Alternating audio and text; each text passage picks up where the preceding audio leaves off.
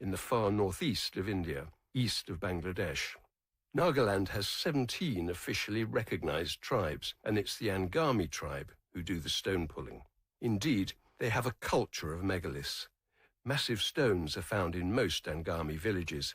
For the village gates, with carvings harking back to headhunting times, once practiced by several tribes in the region. Or these days, stones marking the anniversary of the local church.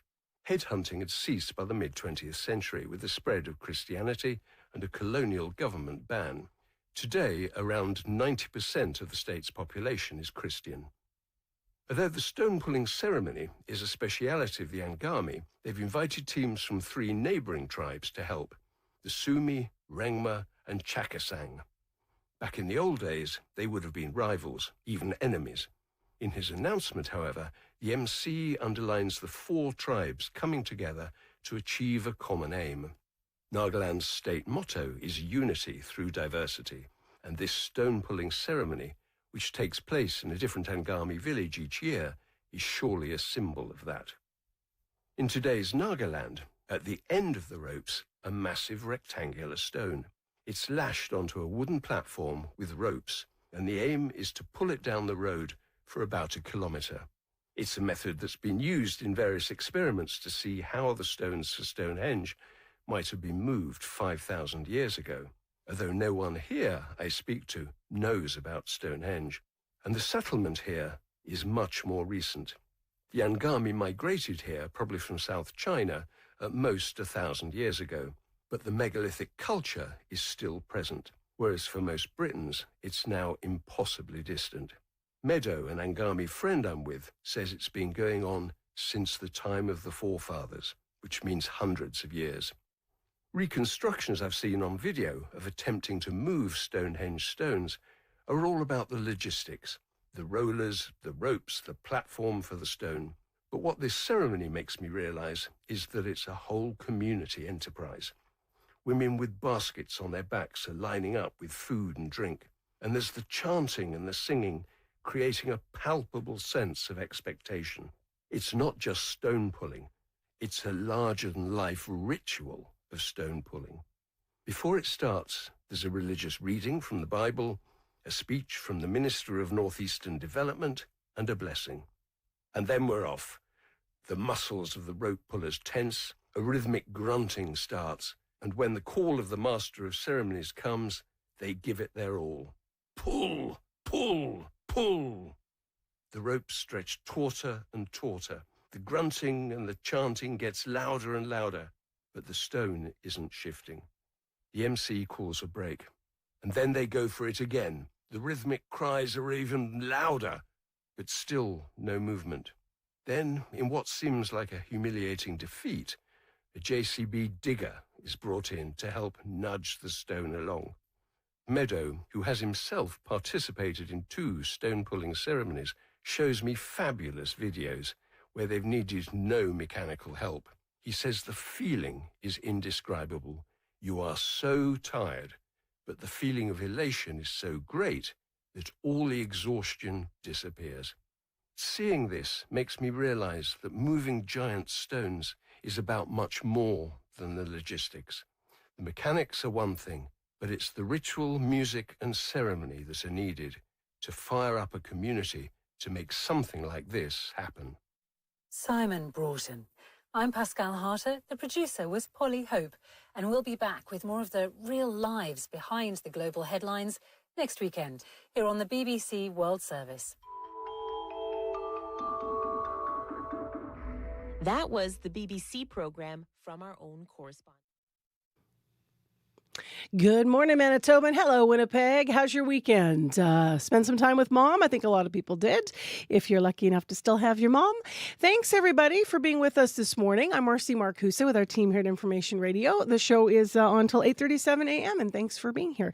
We are expecting today to cloud over. You've got some nice sunshine and clear sky downtown right now, but that's going to change for us. We are expecting this afternoon a 60% chance of some showers, gusty winds, and a high of 17, so it'll stay warm.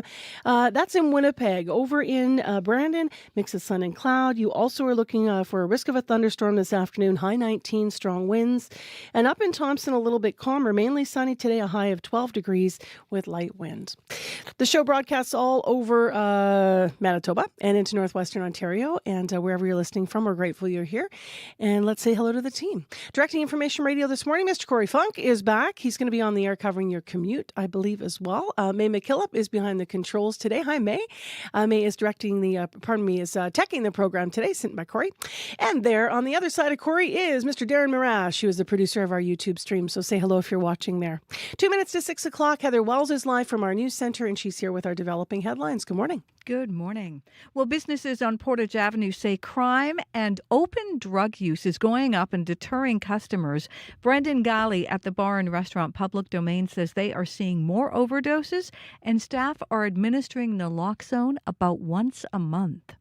And 4 years after it was announced, shovels have yet to hit the ground on an affordable housing project for veterans. The Homes for Heroes Foundation first shared their plans for Veterans Village in May of 2022. They hope to get it started this spring. I'll be back with more Manitoba news coming up at 6:30. All right. Thanks, Heather. Thank you. Snakes for Mother's Day. A lot of people were out at Narcisse yesterday. We're going to hear more about that. We'll take you there. Also, in the first hour of the show, people seeking advice on how to immigrate to Canada are vulnerable to unscrupulous consultants. We're going to hear how the federal government is trying to better regulate the industry. Our guest is an immigration lawyer from Winnipeg, so stay tuned for that. And then later in the program, we are starting a series.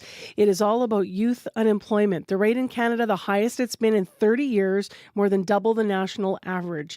How are the stats impacting young Manitobans? We begin with a panel. Right now, though, it's time for World Report at 6.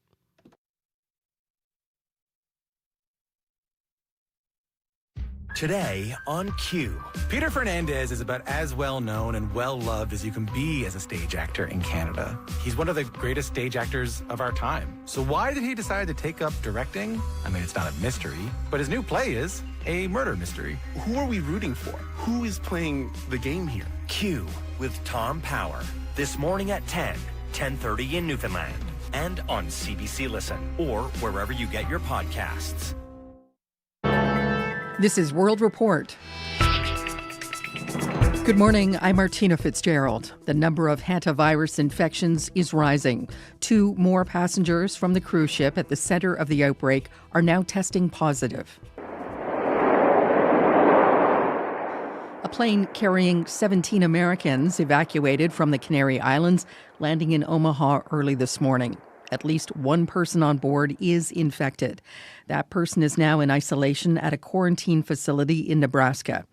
Another U.S. citizen is showing symptoms but does not have a confirmed infection. In Paris, a French national is in hospital after falling ill during her flight from Tenerife. Officials say that woman's health is deteriorating. Most of the passengers who were on board the ship have returned to their home countries, among them 4 Canadians. They're back in British Columbia, where they'll spend time in isolation while health officials monitor for signs of infection. The CBC's Caroline Bargouche reports. The flight carrying the 4 Canadians touched down in Victoria, BC just after 6 p.m. Sunday. The end of a long journey that started in Spain, with a pit stop in Quebec to change planes. Bonnie Henry is British Columbia's provincial health officer. I want to reassure people that we are taking every measure to minimize and eliminate any risk to people here in British Columbia. She says the 4 Canadians on the MV Hondius have been isolating since May 4th and have not shown any symptoms of infection. Public health protocols are in place, and this situation is being carefully managed every step of the way. The federal government sent a chartered plane to pick up the Canadians from Spain. Public health officials were on board with them the whole time, monitoring their condition. We are hoping that none of them are infected and that none of them will develop disease, but the incubation period, so the period between the time you were exposed and the time you might develop disease, is as long as 6 weeks. So we have to wait out that 6 weeks to make sure that nobody was infected. The Canadians will be isolating for 21 days, but health officials say that could be extended to a maximum of 42 days if they begin to show signs of infection. Dr. Srinivas Murthy is an infectious disease specialist. The people who were exposed on that cruise ship, say the doctors and other staff members who got hantavirus infection, were likely directly within the same room and had extended periods of time with infected individuals. Health officials say the Canadians will have no contact with the general public while in BC. Caroline Bargout, CBC News, Vancouver. RCMP in Terrace, British Columbia, have cancelled an Amber Alert for 2 children. They say that 3-year-old twins have been returned. WestJet passengers are accusing the airline of making itinerary changes only to avoid compensating travelers for flight delays. CBC's Go Public team has found dozens of examples where WestJet cancelled flights for what it said were maintenance and safety reasons. But as Erica Johnson reports, the flight records tell a different story. I feel lied to and cheated. Brad Vanderwilk was in Los Cabos, Mexico in March when he got an email from WestJet canceling his flight home to Edmonton the next day. He filed for compensation, but WestJet denied it, claiming the cancellation was due to unplanned maintenance required for safety. Under the rules, airlines don't have to pay if there's an unexpected safety issue. But flight records Go Public reviewed show WestJet swapped in a plane that had been grounded for 2 days, then, in the same minute, canceled Vanderwilk's flight. So, on paper, the flight was canceled for safety reasons. They're sneaky. They're just trying to do what they can to not pay anybody anything. Since our recent story on WestJet swapping planes, Go Public has uncovered 34 more cases where the airline denied compensation after swapping in planes needing maintenance and then quickly canceling the flights. Passengers we talked to say they were ripped off. That's unethical. They're lying to our face. I just felt completely blindsided. Air passenger rights advocate Gabor Lukács says the pattern is profoundly troubling. It is called fraud. This is white-collar crime. WestJet says it sometimes reassigns aircraft to minimize the overall impact of unavoidable disruptions, but wouldn't address why it's swapping planes or why passengers aren't compensated. Canada's airline regulator has confirmed it's now investigating. Erica Johnson, CBC News, Vancouver. After a weekend of peace deals offered and peace deals rejected, the war in Iran is no closer to an end.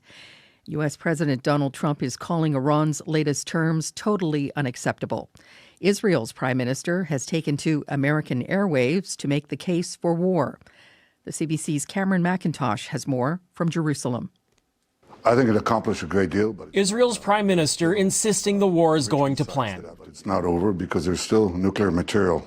Benjamin Netanyahu on 60 Minutes, his first U.S. broadcast interview since the war began, acknowledging American skepticism about the war and U.S. involvement in it. And we've not done well on the propaganda war.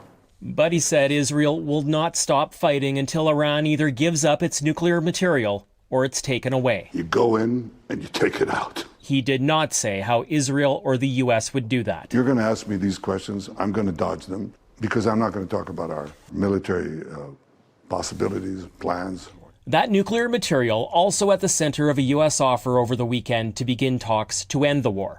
The U.S. offering to lift some sanctions if Iran gives up its enriched uranium and allows free movement in the Strait of Hormuz. Iran countered, insisting the U.S. pay damages and recognize Iranian sovereignty over the strait. In a social media post, U.S. President Donald Trump called that totally unacceptable. Meanwhile, Israel continues its strikes in Lebanon, targeting Iranian proxy Hezbollah. Netanyahu insisting Israel will keep fighting on that front until Iran's threats to the region are stopped, with or without U.S. support.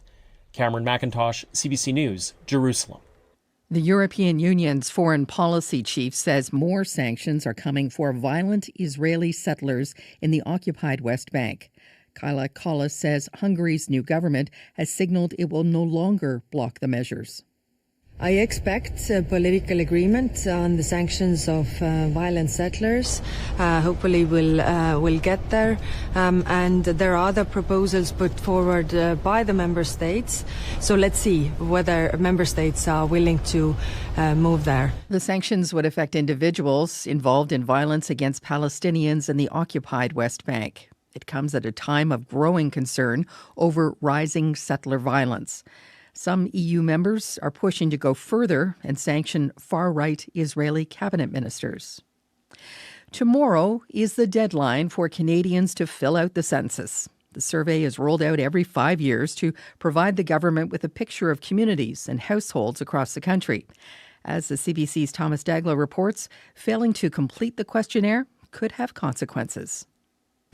The census has begun. Despite an advertising blitz, with Statistics Canada insisting the census is crucial. Easy to fill out and completely confidential. Social media posts have gone viral. Census time here in Canada. As users boast about refusing to fill out the questionnaire. Send that off to the Liberals so they get the message.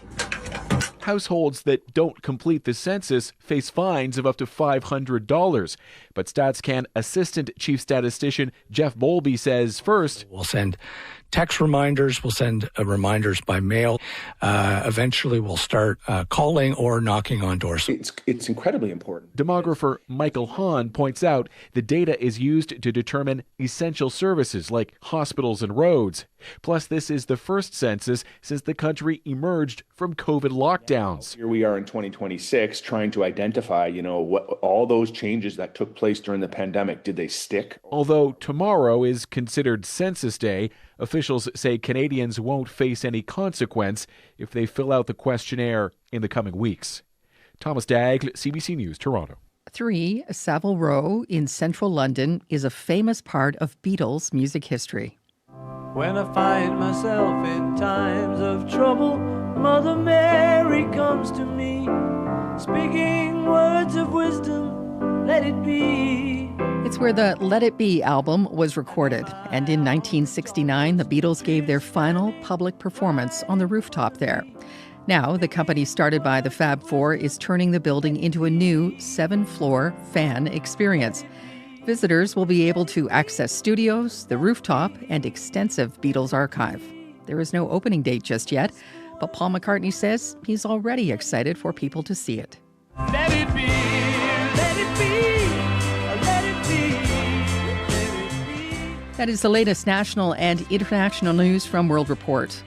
I'm Martina Fitzgerald. This is CBC News.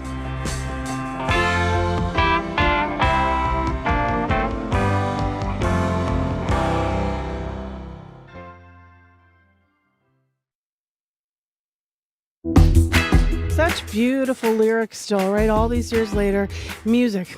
Good morning, everyone. I'm Marcy Marcusa, and thanks for joining us here on 89.3 FM on Monday morning. I hope you had a great long weekend. No idea why I said long. Long weekend's next weekend, apparently on my mind. I meant to say, hope you had a great Mother's Day if you were celebrating. Today in Winnipeg, we have a nice clear sky this morning. That will change, so make sure you pull out a little bit of rain gear. That's for a lot of places in the province, actually in the south. This hour on the show, what'd you do for Mom's Day? A lot of people went to see some snakes. That was as good as flowers. A little more movement, right? We're going to take it in RC Snake Den here in Manitoba to hear about all the fun and also about what's happening because the weather's been a little bit colder than usual. In addition, this hour on the show, people seeking advice on how to immigrate to this country are vulnerable to unscrupulous consultants. We've done previous stories in Manitoba about this. We're going to hear from an immigration lawyer about what that looks like this May. So stay tuned for that. And after a fire right in front of their store, some Winnipeg business owners want to see changes that last when it comes to crime and drug use. At 6:40, we're going to bring you that story as well. Right now, let's go to Heather Wells. She is here with other headlines from the weekend and more. Good morning. Good morning. Well, a seniors housing advocate is hearing from tenants in a 55-plus building or in a number of 55-plus buildings who are growing more concerned about Manitoba's homeless strategy. It is moving people out of encampments and some going into social housing units. Erica Wiebe at the Right to Housing Coalition says it's already caused problems in some buildings connected to the initiative, and she worries this plan is making low-income seniors and families vulnerable. And 4 years after it was announced, shovels still haven't hit the ground on an affordable housing project for veterans. The Homes for Heroes Foundation first shared their plans for a veterans village in May of 2022.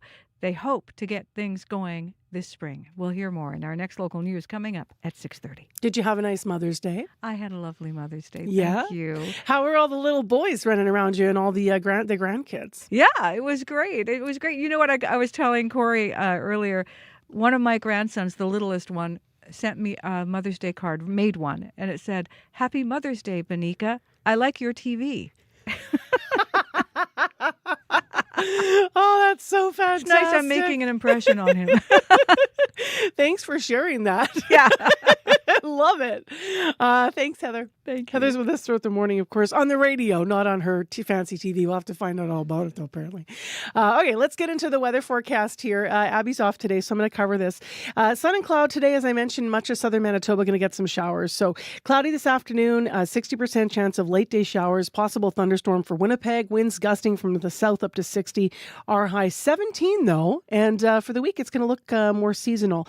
Tonight, mainly cloudy, still that chance of showers with us and a little into tomorrow. So the low tonight 7, tomorrow's 15, and then it looks like it'll be nice by the end of the week in terms of no showers, but we could use the rain right now. Brandon is pretty much carbon copy of Winnipeg. You're going to get a little warmer than us today. In your city, mix of sun and cloud. Chance of showers, risk of a thunderstorm, high 19. That stays with you tonight. You just clear out tomorrow, sunny 19 tomorrow in Brandon. So you clear it a little bit earlier than Winnipeg. And clear to the north today. Let's go to Thompson, mainly sunny today. And you're going to have a high of 12 degrees and your winds are lighter, south at 20. Tonight, though, you will have periods of rain moving into your system and a low of 2. And tomorrow, foggy day with a high of 8 degrees. Current conditions around the province right now. Your cold spot is Churchill at -6. Your warm spot's Roblin at 7 degrees, which frankly for 6:13 a.m. we'll take it. It's so bright out there already in Winnipeg. Winnipeg's partly cloudy. We are just at 1 degree. Brandon is mostly cloudy at 3 degrees. And finally up in Thompson, mainly sunny already, and it is -1. So that'll warm up as we mentioned. To the morning drive, walk and roll now with all your commuter news here. Back on the show is Corey Funk. How you doing? Good to be back. Yeah, is it really? I'm a little tired, I'll be honest. I'm a little tired. Right? Yeah. Yeah, well, you've had some turnarounds and later days, and now you got to get the body used to getting up again. Yes, and Yeah. we're here. Look at this, though. It's gorgeous. And you know, it always catches me off guard how bright it gets this time of year. It's I like know. yeah, it's wild. I had the blinds open before the studio lights were up in here, and I was no problem looking at scripts in the I know. forecast. It feels like it should be warmer though than it was. It was cold on the way in today. I just had to wear mittens, and it just Did you? It didn't feel right. Running or biking? Biking in this morning, and so far the commute overall, whether you are walking, biking, driving, it all seems pretty smooth so far. I did go to inspect the river trail yesterday. That's how committed to the job I am. I wasn't just out for a run, but it is still underwater right now. I saw a couple of geese using the river trail, swimming across it. But if you do see something else going on out there, you can give me a call on the CBC commuter line. Let me know what you're seeing. That number to call, 204-788-3093.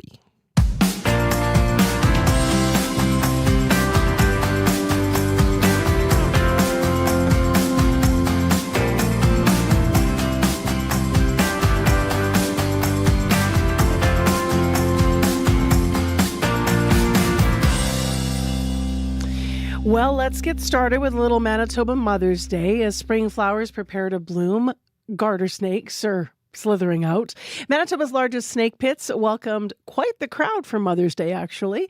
CBC's Santiago Arias Orozco spoke with families yesterday who were at Narcisse Snake Dance. I'm Liam. Elodie. This is my first time here. We're going because of Mother's Day for my mom. We really want to do this on Mother's Day because she really wanted to come, and Mother's Day she thought would be the best time. Yeah, because she read that it was a higher chance that it would come on Mother's Day because it was supposed to be 16 degrees. How does it feel? Soft. I did not expect it to be soft.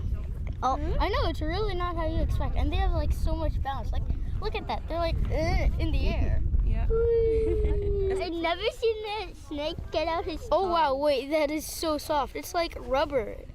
Feels like rubber. Wait, what? That feels... Why is it turning black? No. Why is it turning red? That is so weird. Like, you feel all the things. Like... Whoa, that's actually so cool. It's been so long since I held a snake. I'm a bit scared of snakes, but they're still pretty cool. Veronique Sicard. what are sort of the thoughts? Like, were you hoping to see more, maybe?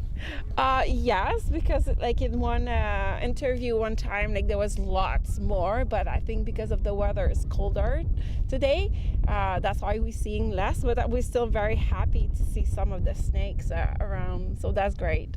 Important because we want to take care of the nature, and every time like we cross a snake, like when we see that they're trying to bite us, like we put it back on the ground and we make sure like they're fine and they're okay and we don't hurt them. It's Lazaro Pineda. Oh, it's my family and my friends. It's the first time that we are here. And we didn't expect that. We only came to see the snakes. We didn't know that we can touch it, feel it. It's amazing. It feels like weird because I think they are more nervous than we are. So. Yeah, but it peed on you. It is great, yeah. Yeah, when I touch it, I feel like pee in my hand, so it was weird, but Definitely experience. it is a great experience, yeah. Why today here on Mother's Day and not anywhere else? Yeah, we are brave and we know that restaurants are crowded, so we need something special for moms, so it's a great experience. Those are the cool families. The rest of us were having brunch and making pancakes and stuff. Going to see snakes, though. Lots of families out there. Super fun. I loved hearing the kids, too, right? They're softer than I remember. Holding them, slithering around in their hands. You can see the video online, by the way, if you weren't watching on our live stream today. That was CBC's Santiago Arias Orozco out at Narcisse Snake Den yesterday for Mother's Day. It really feels like you're trying to throw a plate of spaghetti on the wall and hoping something sticks. The youth labor market is behaving as if the overall economy isn't just in recession, but is in a severe recession. At the time, I'm 16, 17 years old. Like, I'm not supposed to be giving my life to a 9-to-5 yet. Young people don't always know how to interpret failure or rejection. Struggling to get any job. This week on Information Radio, it's The Young and the Jobless, a new series all about youth unemployment.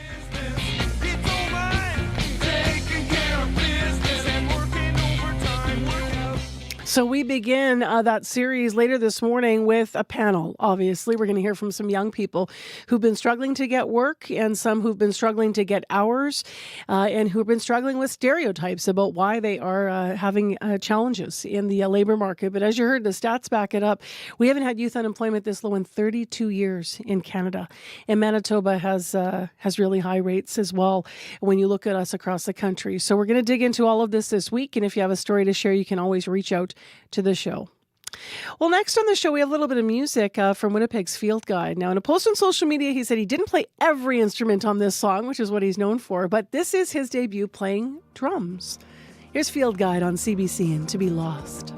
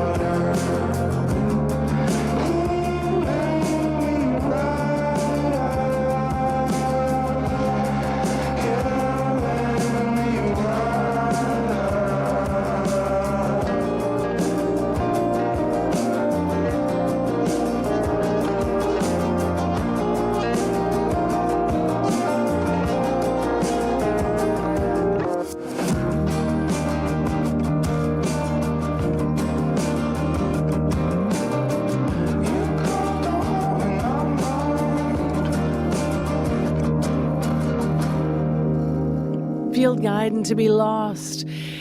On CBC 89.3 FM, 990 AM on that app and on YouTube. Well, you have found us on your dial, and next we have a story about immigration. And consultants for immigration are meant to give advice to those hoping to make Canada home, but there's ongoing issues, and there have been for years, with unskilled or unscrupulous operators who sometimes charge unnecessary fees and even scam their clients. The federal government now is moving to strengthen regulations in this sector, so we want to talk about it. Alistair Clark is an immigration and refugee lawyer here in Winnipeg. Good morning. Good morning. So how's the federal government trying to tackle this problem? Yeah, so the minister announced during Fraud Prevention Month that the government was going to bolster the regulations, against immigration consultants who are caught within these schemes. They're going to create a compensation fund for individuals who are out of pocket in these types of situations, so that they could receive monetary damages from the college, and there are a few other measures to kind of bolster the complaint process. And can you compare those measures to some of the challenges we've heard about the system over the years? How far do you think they're going to go? Yeah, I mean, as far as I'm concerned, these changes are basically lipstick on a pig. I don't expect that they're going to improve things, at least from my perspective, at all.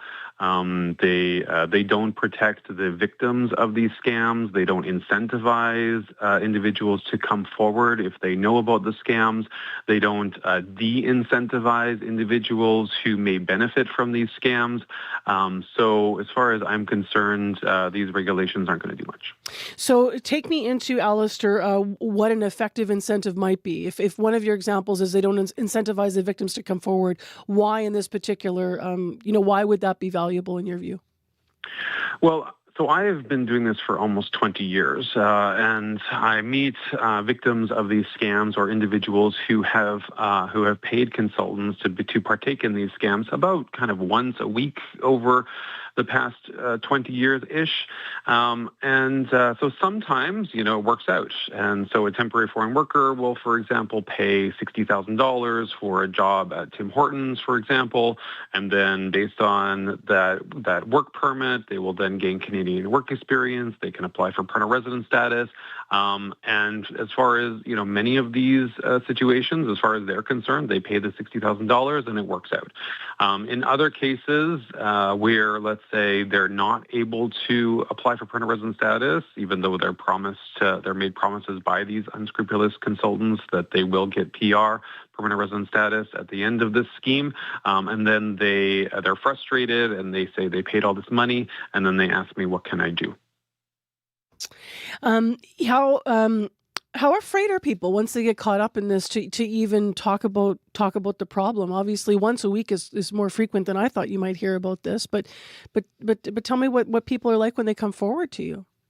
Oh, these are among the most difficult conversations that I have, because at this point, I've gone through dozens of these types of investigations, and unfortunately, it's often the victims, the applicants themselves, who are the ones at the focus of the investigation.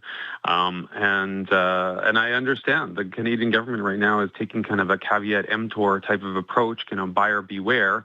That why did you pay this individual to partake in this scam? And they focus on the applicants. They don't focus on the puppeteers in the background who are organizing these scams, who are incentivizing people to go around the system.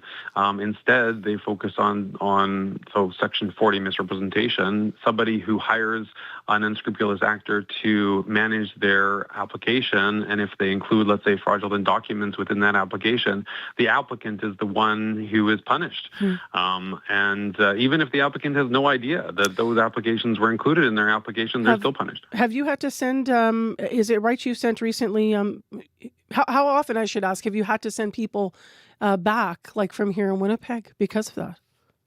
Unfortunately, it does happen in Winnipeg quite often. I dealt with a situation involving an immigration consultant who submitted 300 fake study permit applications. I represented some of the international students who hired this individual. We were able to explain to the investigators that these international students had no idea that fake financial documents were submitted on their behalf, and it all worked out. Unfortunately, these cases are all too common. I understand you believe that one of the simpler fixes structurally that could help with this would to be putting immigration consultants in law offices. Is that correct? So in 2016, Parliament heard from about 50 different witnesses in terms of different problems within various different programs. Avi Go, who's a friend of mine now, she's Justice Go, she's on the federal court. She talked about the live-in caregiver program. So one of the and in the United States, this is kind of the way that it works, is that, immigration consultants work underneath the supervisor or under the supervision of immigration lawyers. They are kind of similar to paralegals in terms of their training and their expertise. So it really makes sense from a structural kind of organizational point of view that they would work under an immigration lawyer who has the training and experience to make sure that everything is done above board. Anything to add I haven't asked you about that you think is critical about making a better system for people? Well, as far as I'm concerned, this is the number one problem in Canadian immigration, and it has been for many, many years. Youth unemployment, for example, right now, which I think is kind of a hot topic, and people are realizing how difficult it is for youth to find jobs. As far as I'm concerned, the immigration consultants who are peddling these low-skilled positions, it's all related.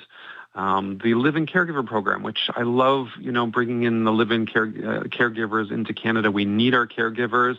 Unfortunately, again, Avi Go gave a brilliant testimony on this back in the day. And it seems like what the government is doing, rather than tackling this problem head on, is that they are looking at the programs that are being abused, and then they just close the program, which, as far as I'm concerned, that's not a good solution. We'll have to call you off air afterward because it sounds like there's a whole bunch of other Manitoba stories we should be doing out of this interview, but we appreciate the start. Thank you. Thank you so much, Marcy. Lots of problems here. Alistair Clark is an immigration and refugee lawyer. He is here in Winnipeg, and he brought up youth unemployment. We actually are going to have our panel in our series start on that topic later on the show, as you've heard. Right now, it's time for your CBC Manitoba News. This is CBC News. Good morning. I'm Heather Wells in Winnipeg. At 6:30, it's 1 degree.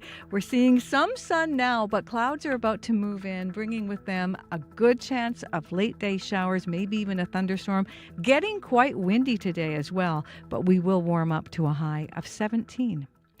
Some seniors who live in subsidized housing are growing more concerned about Manitoba's plan to end chronic homelessness. The Your Way Home strategy is moving people out of encampments, with some going into social housing units. In recent months, some apartments connected to the initiative have seen problems with crime and drug use.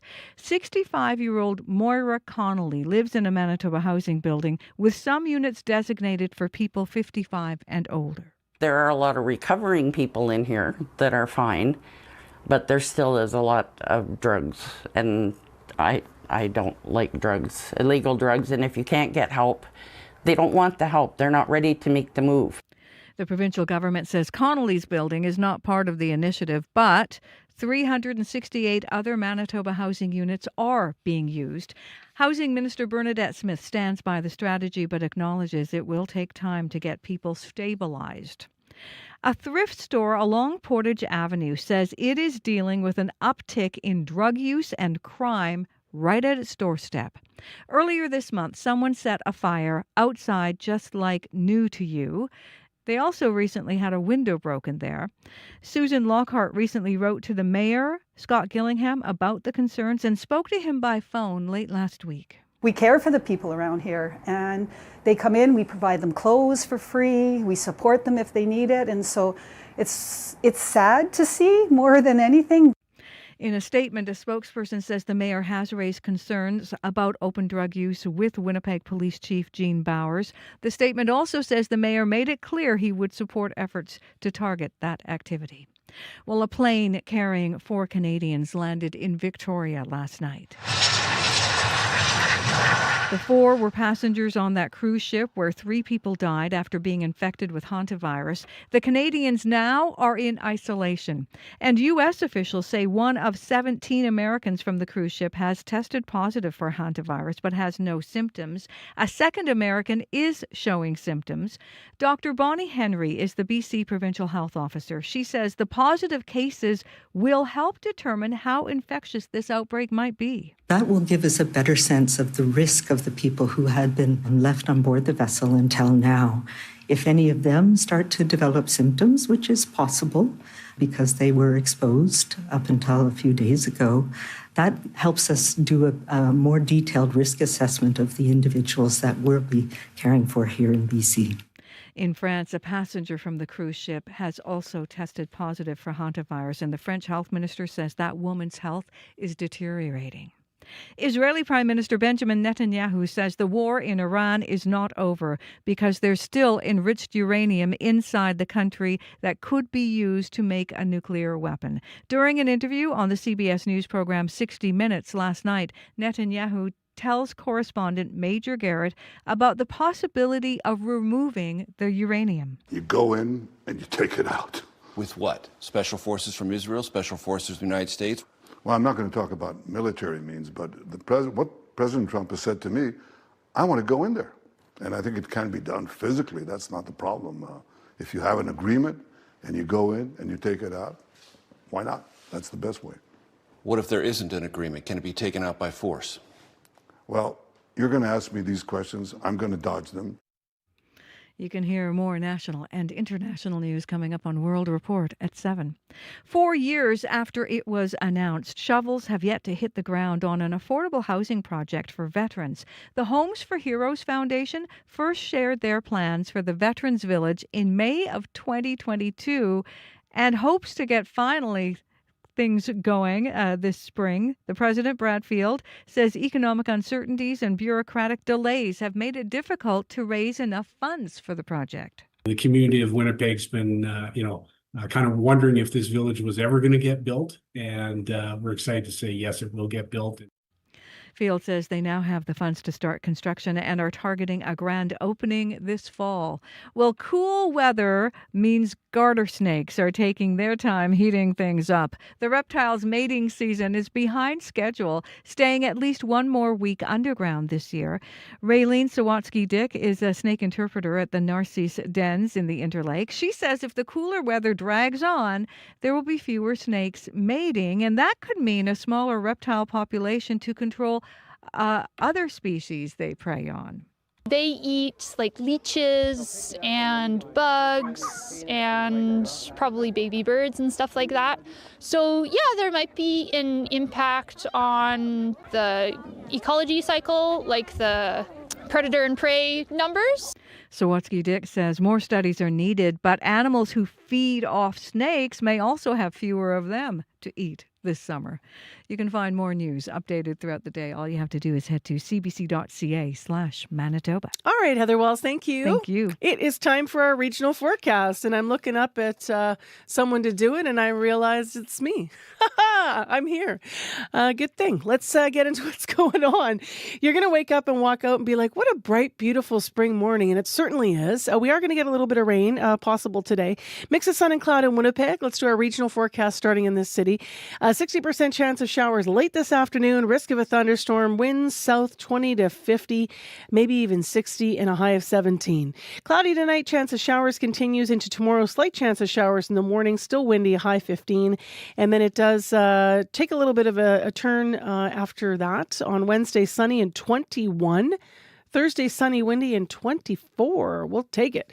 Brandon, mix of sun and cloud. Chance of showers this afternoon, risk of a storm, a high of 19. Similar to Winnipeg, a chance of showers into tonight, risk of a storm as well. The change is, though, tomorrow you seem to get sunny earlier. Still sunny and windy tomorrow in Brandon, a high of 19 degrees. And then come Wednesday in Brandon, looking for sunny and 22. Thursday, windy and 24, just like Winnipeg. just like, wow, I think is what a lot of us are going to be saying. Heading into May long weekend, it's looking nice. Taking you north now, no showers in Thompson's forecast for today, mainly sunny, increasing cloud though late this afternoon and a high of 12. Your chance of rain comes tonight. So periods of rain expected actually tonight, a low 2. Tomorrow, some fog hanging around and a high of 8 degrees. And then as we look through the week in Thompson, Wednesday, sunny and 14. And then Thursday, you cloud over with a high of 12. Let's get to Corey Funk now with details on our morning commute. Hi, Corey. Hello. Yes, and so far not a lot of details to report. It's nice out there. Haven't heard of any new potholes. The only thing I was mentioned earlier is that the river trail is still a water trail. If you're hoping to take that, you have to go around on Assiniboine if you want to get to the Forks and that through downtown there. Other than that, though, if you do see something going on, if you're walking, you're biking, you're driving, you see something, you can give me a call on the CBC commuter line. That number, 204-788-3093. Let's talk for just 2 minutes here. Okay. Doing this series on youth unemployment. And so later it's going to be focused largely on Gen Z and, of course, then on Gen Alpha as well. Now, I'm, of course, Gen X. You are a millennial. Yes. So I actually would have grown up and come up through and been in my early 20s in 1994, which is important because that's the last time that youth unemployment in Canada was this low. But I'm just mindful of the fact that sort of I remember that feeling of being a young person and like you took what you could get.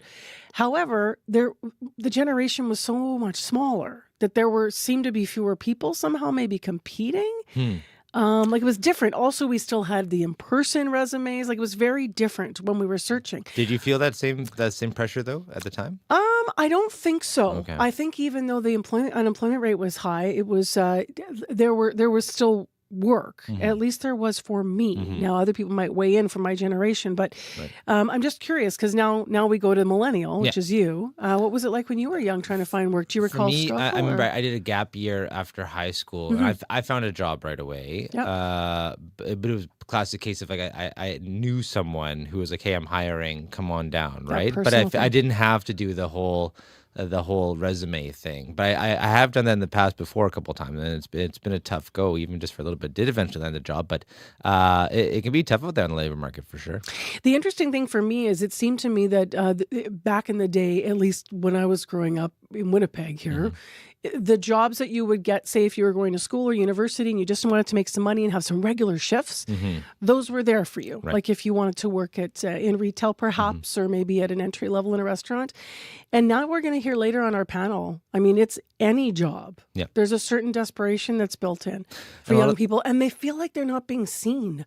We're going to hear, you know what I mean? Like that personal thing is really right. Is And a the problem. resume grind, if you don't know someone who help you get your foot in the door, it's a really tough go. It's sometimes it's a bit of a game you have to play. It's not what you know, but who you know sometimes, right? So and what it's they tricky. said to me, these two young people we're going to hear a little later, part of what they said is then you start questioning, is it me? It's not you. No. We have a problem in this country. So we're going to talk more about that. Yeah. Interesting. Let's talk about all things business now. Speaking of jobs and all kinds of markets we're going to look at. Christly Ramlakan is here with our business news this Monday morning. Hi.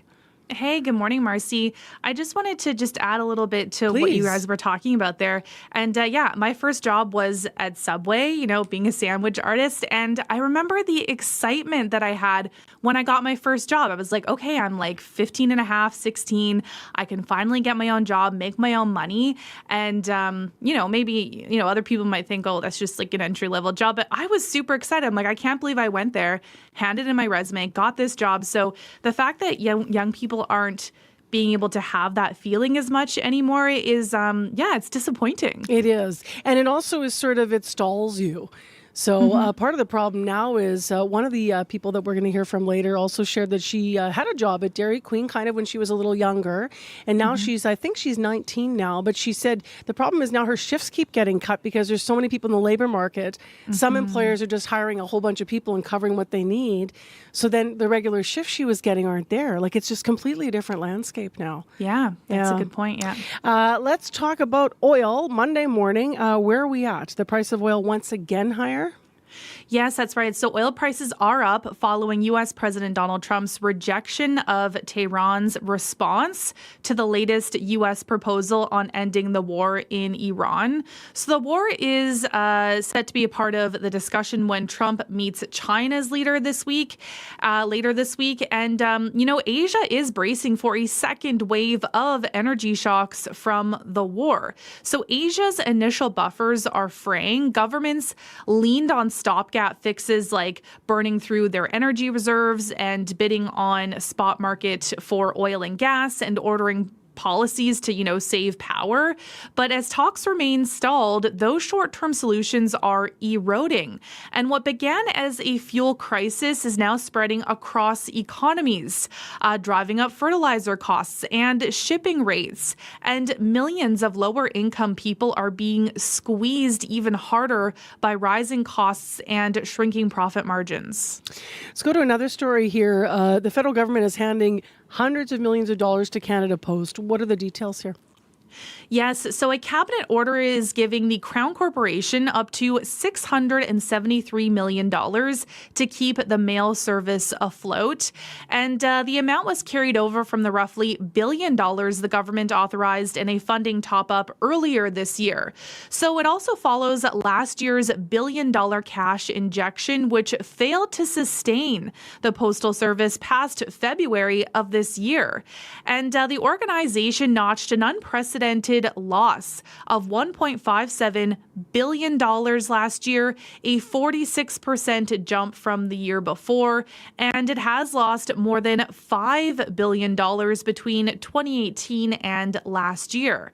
So amid declining letter and parcel demand, the Crown Corporation says it must modernize through reforms that include things like community mailboxes and possible post office closures. And Canada Post and the union have sparred over these kinds of things, including wages and structural changes, for more than 2 years, with workers taking to the picket line repeatedly. So about 55,000 union members started voting last month on a new 5-year contract. That process wraps up at the end of this month, and both sides have agreed not to engage in any strikes or lockouts while this vote takes place. But employees are also casting ballots on whether to authorize a strike mandate in case they reject this deal. So about 60% of the union board endorses the proposed collective agreement, but the union's president has asked members to reject it, arguing it rolls back rights and compensation. And finally, Google's paying out $50 million. Why is that? What's going on? Yes, that's because Google has settled with Black employees who alleged systemic racial disparities in hiring, pay, and advancement in a lawsuit that was filed in 2022. So a former Google employee sued the tech giant, saying it engages in a pattern and practice of unfair treatment for its Black workers. The suit claimed the company steered them into lower level and lower paid jobs and subjected them to a hostile work environment if they spoke out. So other former Google workers also joined the suit, which later received a class action status. And Google says it strongly disagrees with the allegations that it treated anyone improperly and remains committed to paying, hiring, and leveling all employees consistently. So the lawsuit, though, echoes years of complaints from Black employees, including a prominent artificial intelligence scholar who said she was pushed out in 2020 after a dispute over a research paper examining the societal dangers of an emerging branch of AI. So the settlement, which does not constitute admission of liability by Google, also includes a commitment to an analysis of pay equity and pay transparency measures. All right, Crystalie, we'll leave it there this morning. Thank you for your time. Okay, thanks, Marcy. Live on CBC, that's Crystalie Ramlakan. 6:46 Monday morning. It is 1 degree in Winnipeg, partly cloudy. Brandon's mostly cloudy and 4 in Thompson, lots of sunshine, and -1. We are expecting some rain across the south today. Coming up in this half hour, the program, stay with us. We're going to talk about a much debated expansion to medical assistance in dying, inching toward a resolution. So we're going to hear more about where things stand in Canada. Right now, though, let's dip into a story about crime in Winnipeg. Businesses, unfortunately, on a stretch of Portage Avenue say they're seeing a rise in crime and open drug use. So one of those stores is called Just Like New to You. It sits on the block between Sherbrooke and Furby. And it's a thrift shop run by Patty Antoniak and Susan Lockhart. They are sisters. Here's a clip from their conversation about crime with CBC's Gavin Axelrod. Well, I think we were at kind of our wits' end last Sunday when they started the fire and tried to break in again. The Saturday prior, it was crazy. We had opened for a special sale. The street was terrible. Wednesday was sort of a tipping point for us. It certainly has been a rougher ride. I don't know what's changed in the past few months, but it just seems like the neighborhood has changed. There seems to be a lot more drug activity, a lot more people hanging around in the bus shacks and things like that. And, we're really concerned. We're concerned for them, and we're also concerned for our volunteers and customers and just the safety of the neighborhood. But we're not really sure why, but it seems to have dramatically changed in the last couple of months. You are kind of nervous because the Lions Manor is just down the road, and so a lot of our customers come and they have to go past the bus shelter, and they're openly dealing, they're openly using. It's a really sad time for those individuals, but it's difficult for us because people have said to us they're scared to come into our store. And one of the things that we don't want to do is be a store where we keep our doors locked. And so we don't want to judge people or try to decide who can come in and who couldn't come into our store. So we try to be as welcoming as we can to the community. Over the past 3 years, we've had our 2 main windows broken. That probably cost us about $4,000. The recent window breakage is costing us roughly $4,000. We did $2,000 worth of security cameras, which have been very helpful in documenting things. And now we are looking to put up shutters and rock glass in the front, and that's going to cost us $10,000. I think if it gets to a point where, it's not sustainable, we don't have the customer base, or our costs are too much, we might have to consider shutting down. Our mom with 4 other nurses started this shop. They were all retired nurses from HSC and wanted to give back to the community. And so they opened this little shop and didn't know where it was going to go. And here we are 21 years later, and we've raised close to $1 million to patient care at Health Science Center. But more importantly, we're servicing a really needy community here, and we love our customers. We're 100% volunteers. All the money we raise after overhead goes to HSC. And so I just thought this is really important. And talking with the Foot Patrol, they said to contact the mayor and the city councillor to get their input and to get them understanding what's going on in this area. He said to me he's taking this very seriously. He thanked me for bringing it to their attention. He said he immediately talked to the police chief, who they were going to talk about the open drug use as one point, but also increased foot patrol and police presence in this area. With our civic election coming up, it needs to be a platform discussion, and it has to be a bipartisan discussion, and it needs to include not just all levels of government, but local community organizations. And we're committed, and we care for the people around here. Patty Antoniak and Susan Lockhart, they run Just Like New to You thrift store on Portage between Sherbrooke and Furby. It certainly is going to be an election issue. We've been talking about crime at businesses all over Winnipeg. Area Councillor Cindy Gilroy for that part of the city spoke to CBC. She thinks government, she said, are making progress in getting people into housing. She does not think enough is being done to address addiction and mental health issues that some Winnipeggers are facing. She's requested also to temporarily remove some bus shelters in that area of Winnipeg up Portage.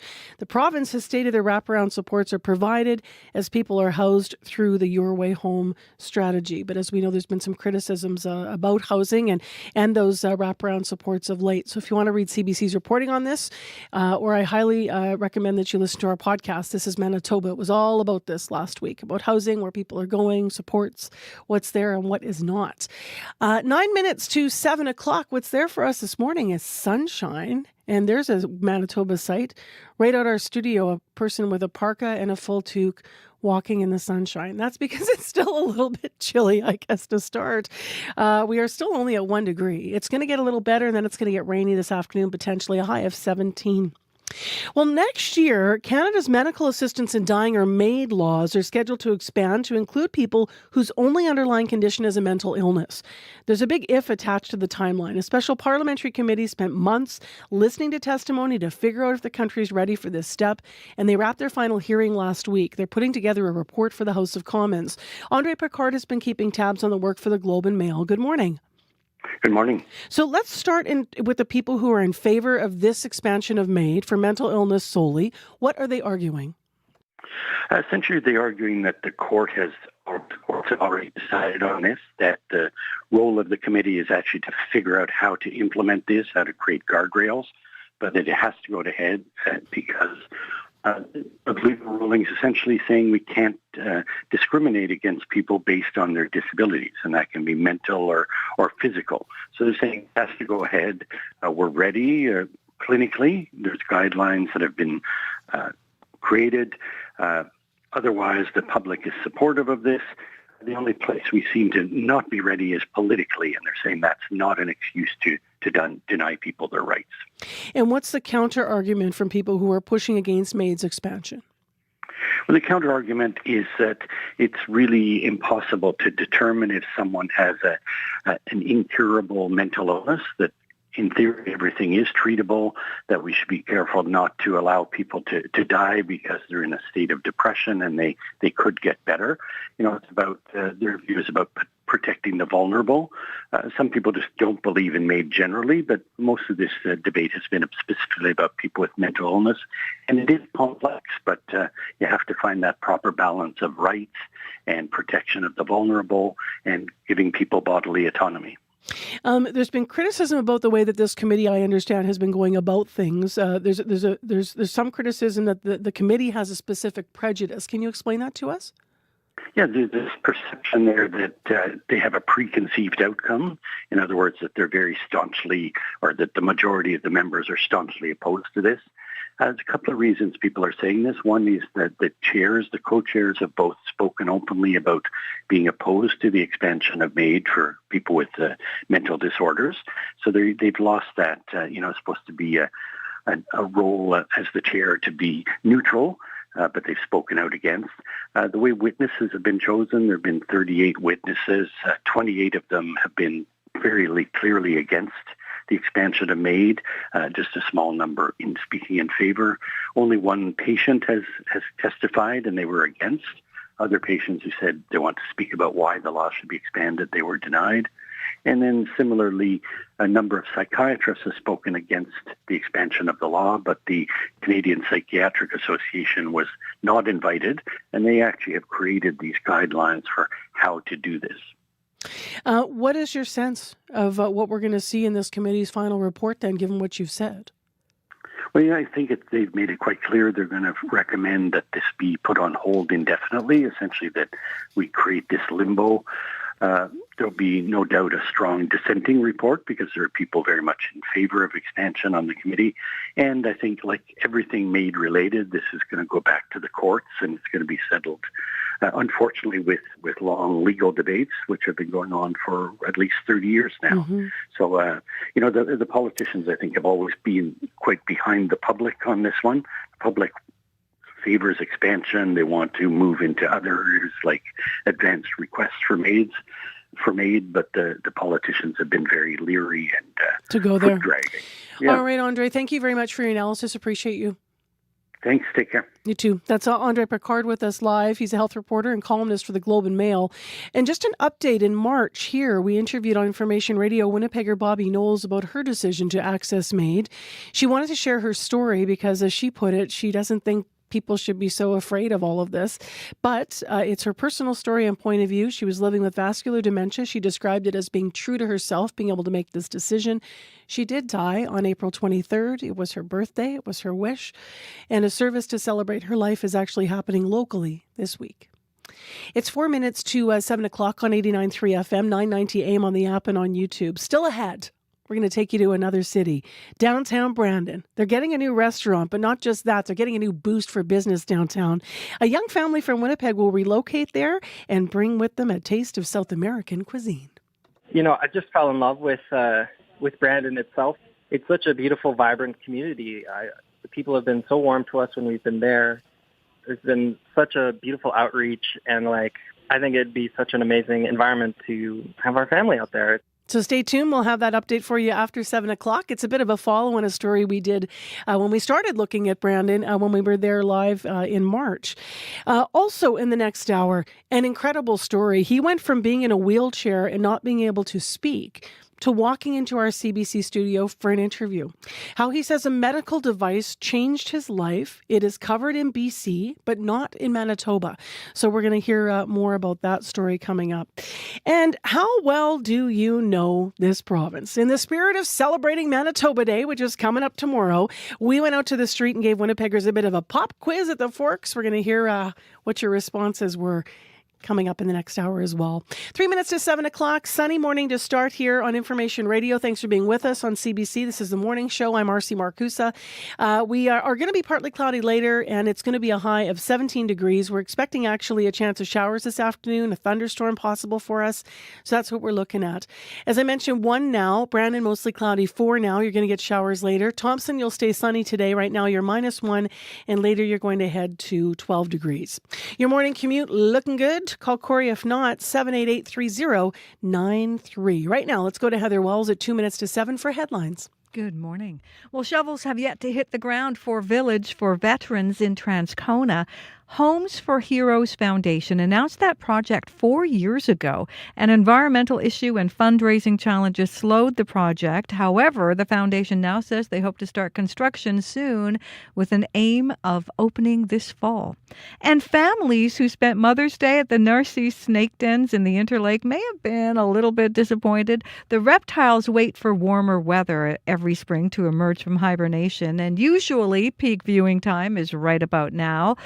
But the stretch of cooler temperatures early this month has more snakes staying underground. We're going to hear from a mom who took her kids to Narcisse this weekend. That's coming up in our next local news at 7:30. All right. Thanks, Heather. Thanks.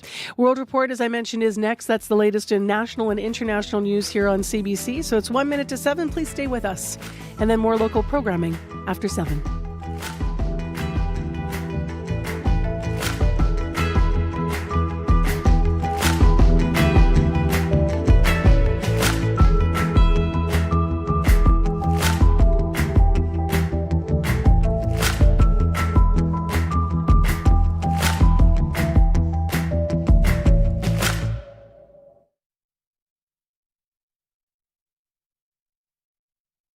Today on The Current. The placement of hospitals, the placement of schools, all of these decisions are based on census data. Have you filled out the census yet? Did you get the long form and the short form? Deadline is tomorrow, and it turns out that many Canadians are filling it out proudly. We'll speak with Canada's Assistant Chief Statistician about the census and what we learned from it coming up on The Current. The Current with Matt Galloway. This morning at 8:37, 9:07 in Newfoundland, and on the CBC Listen app.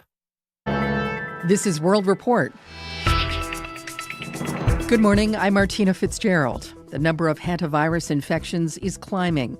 Many of the passengers who may have been exposed to the virus on board the Dutch cruise ship have returned home. But among them, there are reports of at least 2 new confirmed cases. The CBC's Briar Stewart is in Tenerife, where the ship is anchored. Briar, what can you tell us about these new infections?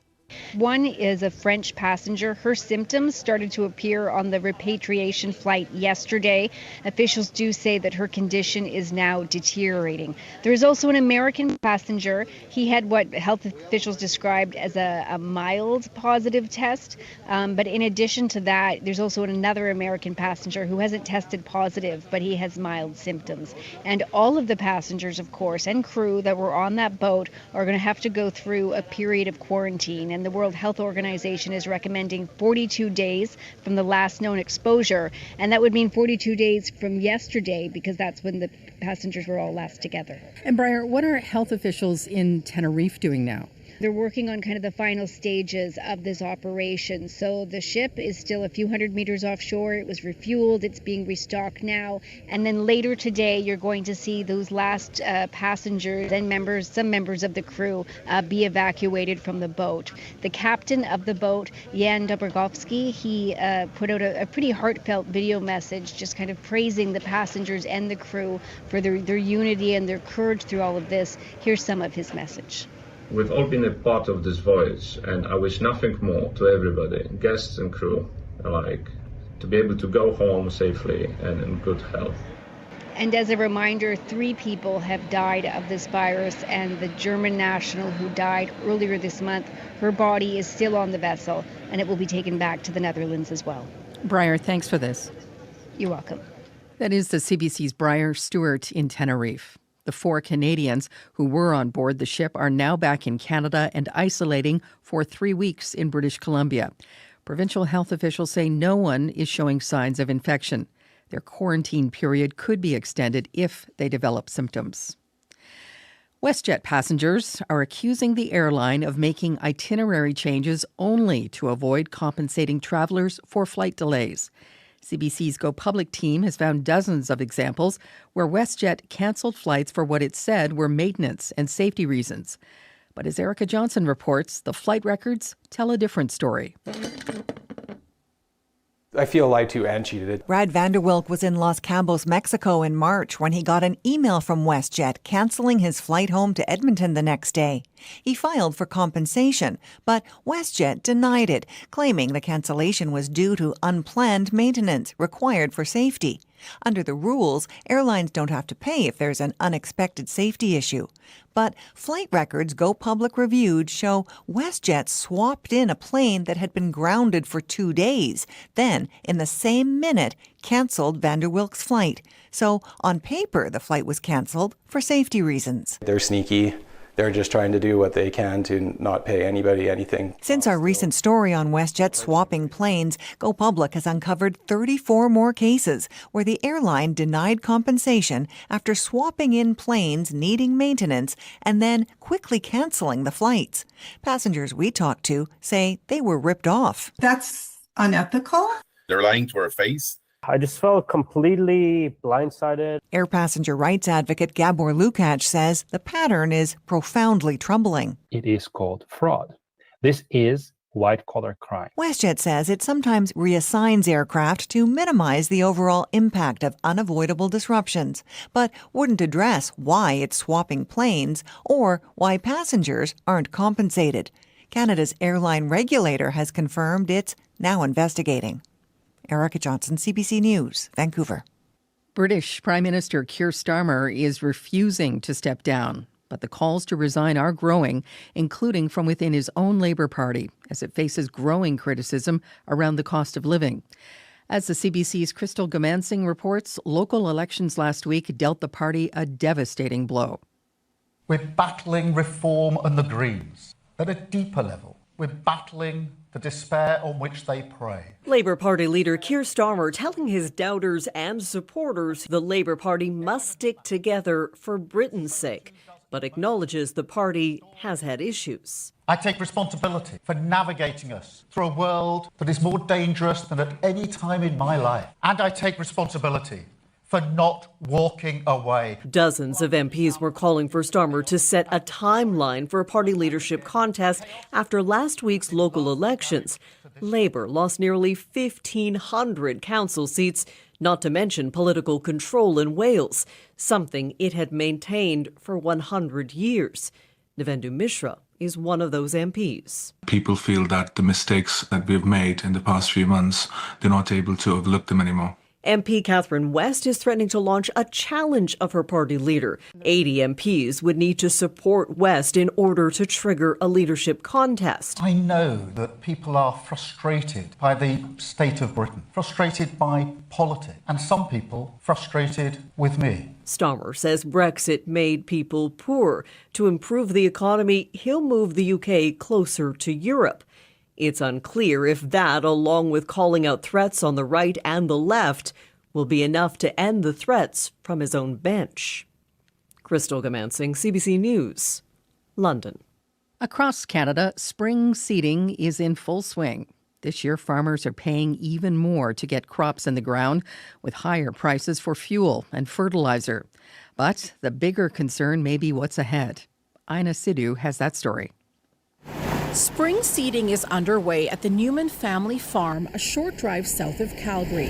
Tractors are rolling through the fields, planting wheat, barley, peas, and canola over 1,600 hectares. This year, we're just kind of holding tight. Farmers like Leroy Newman facing rising diesel and fertilizer costs. We're probably not buying as much machinery this year because of that. The conflict in the Middle East continues to disrupt global energy and fertilizer markets.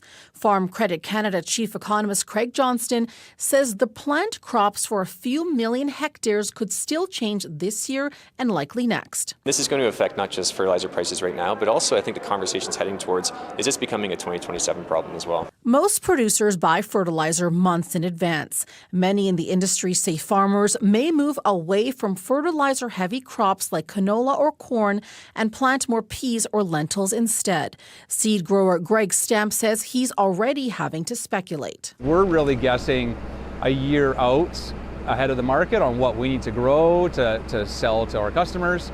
And so we're doing a lot of guessing. Economists say farmers can't simply charge more for their crops because grain prices are set on global markets. But consumers may still notice higher grocery prices as transportation costs ripple through the food supply chain in the weeks and months ahead. Ina Sidhu, CBC News, Calgary. Canada's first tick research facility is now open at Acadia University in Nova Scotia. Ticks spread the bacteria that causes Lyme disease. Over the last decade, cases of Lyme have increased more than tenfold. As Tom Murphy reports, scientists are researching ways to protect people and prevent the spread of diseases. This is the first kind of facility in Canada. It's called the Canadian Tick Research and Innovation Centre, or CITRIC. Nicoletta Ferrione is in charge of the pioneering research here. People are very alarmed and very scared. We don't have a vaccine for Lyme yet, although we know very well that ticks carry multiple pathogens. So a vaccine for Lyme won't be the best solution for protecting us from this. The black-legged tick, or deer tick, carries the bacteria that causes Lyme disease. But there are other varieties in the U.S. expected to soon establish themselves here in Canada. The Lone Star tick can cause a meat allergy in humans, and the Asian longhorn tick can cause anemia in cattle, killing them. They're coming whether we want them or not. Tim Marsh is a beef farmer in Poplar Grove, Nova Scotia, who is keeping a close eye on his cattle for signs of sickness. It'd be a couple $1,000s right off the top, depending on the age of it. Is it a bred cow? Then you're losing two animals. It could be expensive in a hurry. Scientists say the research will be critical to understand ticks and to help develop products to combat them, including a lawn spray they hope to bring to market soon. Tom Murphy, CBC News, Wolfville, Nova Scotia.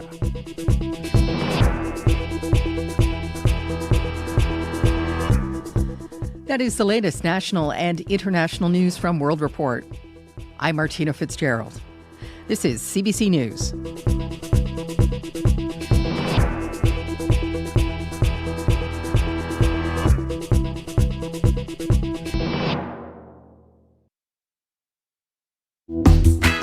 Well, look at that beautiful sun in downtown Winnipeg. And really look at it because it's going to go away later. It's going to rain today, we think. That's in the forecast, but it's going to be a warm week. That is for southern Manitoba, the rain. In northern Manitoba, Thompson today just with a clear sky. I'm Marcy Marcusa. Thanks for joining us here on Information Radio. You're on 89.3 FM, 990 AM on the app and YouTube on CBC. This hour on the program, an incredible story. A Winnipegger's desperately wanting to push the provincial government to cover a cancer treatment for glioblastoma. It's expensive. The province does not currently cover it, though it's reviewing it. They do cover this in BC. What did it do for this man? Well, he went from being in a wheelchair and not being able to speak to walking into our CBC studio to do an interview. His tumor shrunk. So stay tuned. We're going to hear all about what this is. First, though, we're going to talk about downtown Brandon and a follow-up on a story from when we were there. Manitoba's second largest city is in need of a boost in their downtown. They need new businesses to move in. In this half hour, we're going to hear from a restaurant in Winnipeg that is expanding and laying down roots with a second location in downtown Brandon in a very special building. So we're going to hear more about this coming up. Right now, though, let's go to Heather Wells, who's here with news headlines. Good morning. Good morning. Well, a seniors housing advocate is hearing from tenants in 55-plus buildings who are growing more concerned about Manitoba's homeless strategy. The province has been moving people out of encampments, and some are going into social housing units. Erica Wiebe at the Right to Housing Coalition says it is already causing problems in some buildings connected to the initiative. So we'll hear more about that as well. A thrift store along Portage near Sherbrooke says it's dealing with an uptick in drug use and crime right at its doorstep. We'll hear that story as well in our next local news coming up at 7:30. All right, thanks very much. I am going to give you the forecast now, and then we're going to get into what's happening with traffic in the morning commute. So, as I mentioned, it's going to be a little bit cloudy today. That comes in this afternoon. It's a beautiful spring morning, like so bright out there. You're like, wow, what time is it? Gorgeous in downtown Winnipeg. Now, we need the rain, so that's okay. It is coming later. Hopefully, you've pulled off all the stuff from free giveaway weekend off the curb so it doesn't get soaked out there, because there's a 60% chance we're going to see this afternoon rain and maybe even a thunderstorm. Really gusty winds up to 60 and a high of 17. So warm, windy, rainy. That's the same for Brandon, but sunny up in Thompson. And by midweek, really, we're over 20 degrees. So it looks like it's going to be pretty good. Current temperatures right now, let's just update that for you. We had been, below zero in some places. Now it's improving. We're just at 2 degrees in Winnipeg with a partly cloudy sky. It is partly cloudy in Brandon. It's 5 degrees right now already. And up in Thompson, it's mainly sunny, and it is 1. Corey Funk is here now with the morning commute, and he's here to tell us what's happening. Yeah, there are some street closures to keep an eye out for. So northbound Pembina, the ramp that takes you to westbound Abinogi-Mikina is actually closed for street construction. That's going to last until June 19th. Also, northbound Dakota, there's also a street closure there to the left turn storage lane of Dakota between St. Mary's and Bellevue. Is closed for street construction as well until June 30th. So that's northbound Dakota between St. Mary's and Bellevue until June 30th. If you have any other things that you see out there, if you're walking your bike and you're driving, give me a call. Let me know what you're seeing out there. 204-788-3093.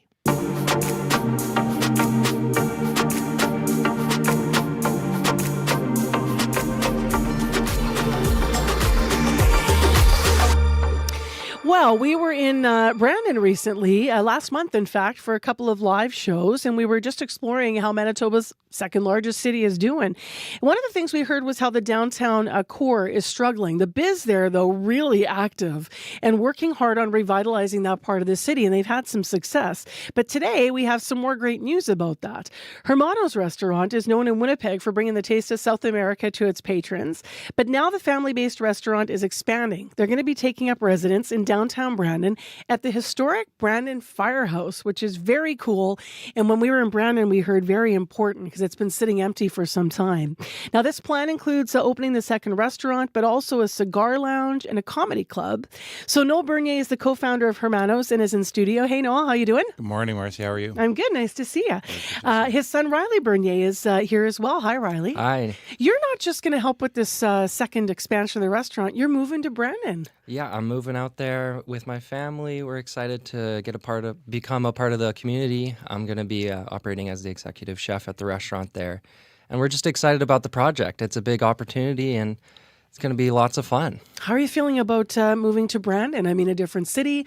Obviously, you're wrapping your head around it for business, but, how old are your kids? And I have one child. His name's Christopher. He's almost turning 2, and it's a perfect age to, I think, move to a community like Brandon. It's such a beautiful community, and there's such a sense of, family and community there. They have a sense of community that's very obvious, they look out for each other. It's that big small town vibe. Yeah. It's still a big town, but they've got that small town hospitality. When we were there, people said it's big enough for us to get lost, so nobody knows all our business if we don't want them to, but it's small enough that they know all our business and will take care of us. Yeah. That's how it was kind of described to us when we were in Brandon. A reminder. Why did you decide this was a good step, Noel, to expand Hermano's and that Brandon would be a good choice? Yeah, I think I mentioned that this isn't an economic expansion or a growth because of success. Our industry is challenged, and so is our neighborhood currently in Winnipeg. But this was actually a project that's been in the works for a year and a half now. And we have met numerous times with everyone from the mayor to, and I want to thank Emmy Sanderson, the Downtown Biz, who's been really driving this. And really what we identified about 9 months ago was that there's a cultural gap in Brandon. Brandon is, for a lot of, in my background, before I opened restaurants, I was in the energy business and in the agricultural business, and Brandon is on the move. But they have a cultural gap, and that is they don't have restaurant families making cafes and made from scratch food. And Chez Angela, for example, is a great success story in downtown Brandon. There, yeah. And but they need more? Pardon me? But they need more? Is that where you're going? Yeah, they don't have any nighttime. So what they're missing in Brandon was a cultural gap where if you have an anniversary, you want to get engaged, you want to have your family get together for a dinner, there's only American chains for you, or I call them Canadian chains, but they're all American shareholder owned now. Basically is your choice. And, you know, the independent options in the evening are more geared towards bars and pubs.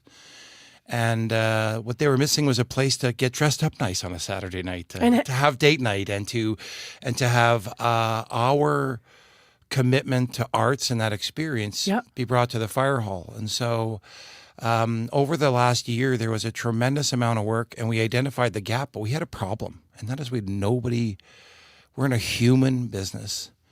And the project stalled before Christmas because we didn't really have the team or the people with the skills. Hermanos is a family restaurant, not a chain. We make everything from scratch. So you needed Riley to move there, really. And we needed somebody to settle. And you've been out of the restaurant business for a while. How are you feeling about your return then, under the family banner, to bring this new experience to Brandon? I'm feeling very good about it. I spent some time in other industries and built up a more general kind of skill set, kind of rounded myself out as a human, I like to think of it. But coming back to restaurants, bringing that skill set back into it, I feel even more invigorated and excited to get back into the family business. Look at your dad. I feel like I know what you're going to say, but how do you feel about him getting back in? This is, no matter what happens with the business, this is a really important story for our family. Yeah. Riley left the business. Riley and his wife, Juliana, I want to note and say hi to Juliana and Christopher at home. Juliana is a Brazilian immigrant, came to Canada, and who has met Riley while working in Hermanos. And Riley is a child of our business. Yeah. And 6 years ago, almost to the day, Marcia, I was on this radio station to actually tell everyone that the pandemic had ended that journey. I remember, And I had to, the day before, tell Riley to go other ways. And as a dad, it was a really hard time for our family, and it was very stressful. And, it felt like the fabric of what we did was being ripped apart, and it was. And here we are 6 years later with time and patience and commitment to task. And our task now is not financial. It's focused on being completely good at what we do with food, because nobody else is left making food from scratch. But you're still standing. And we're still standing. And so we're so happy to have Riley back. And that's why we chose to really introduce him and Juliana to the community through a series of storytelling dinners.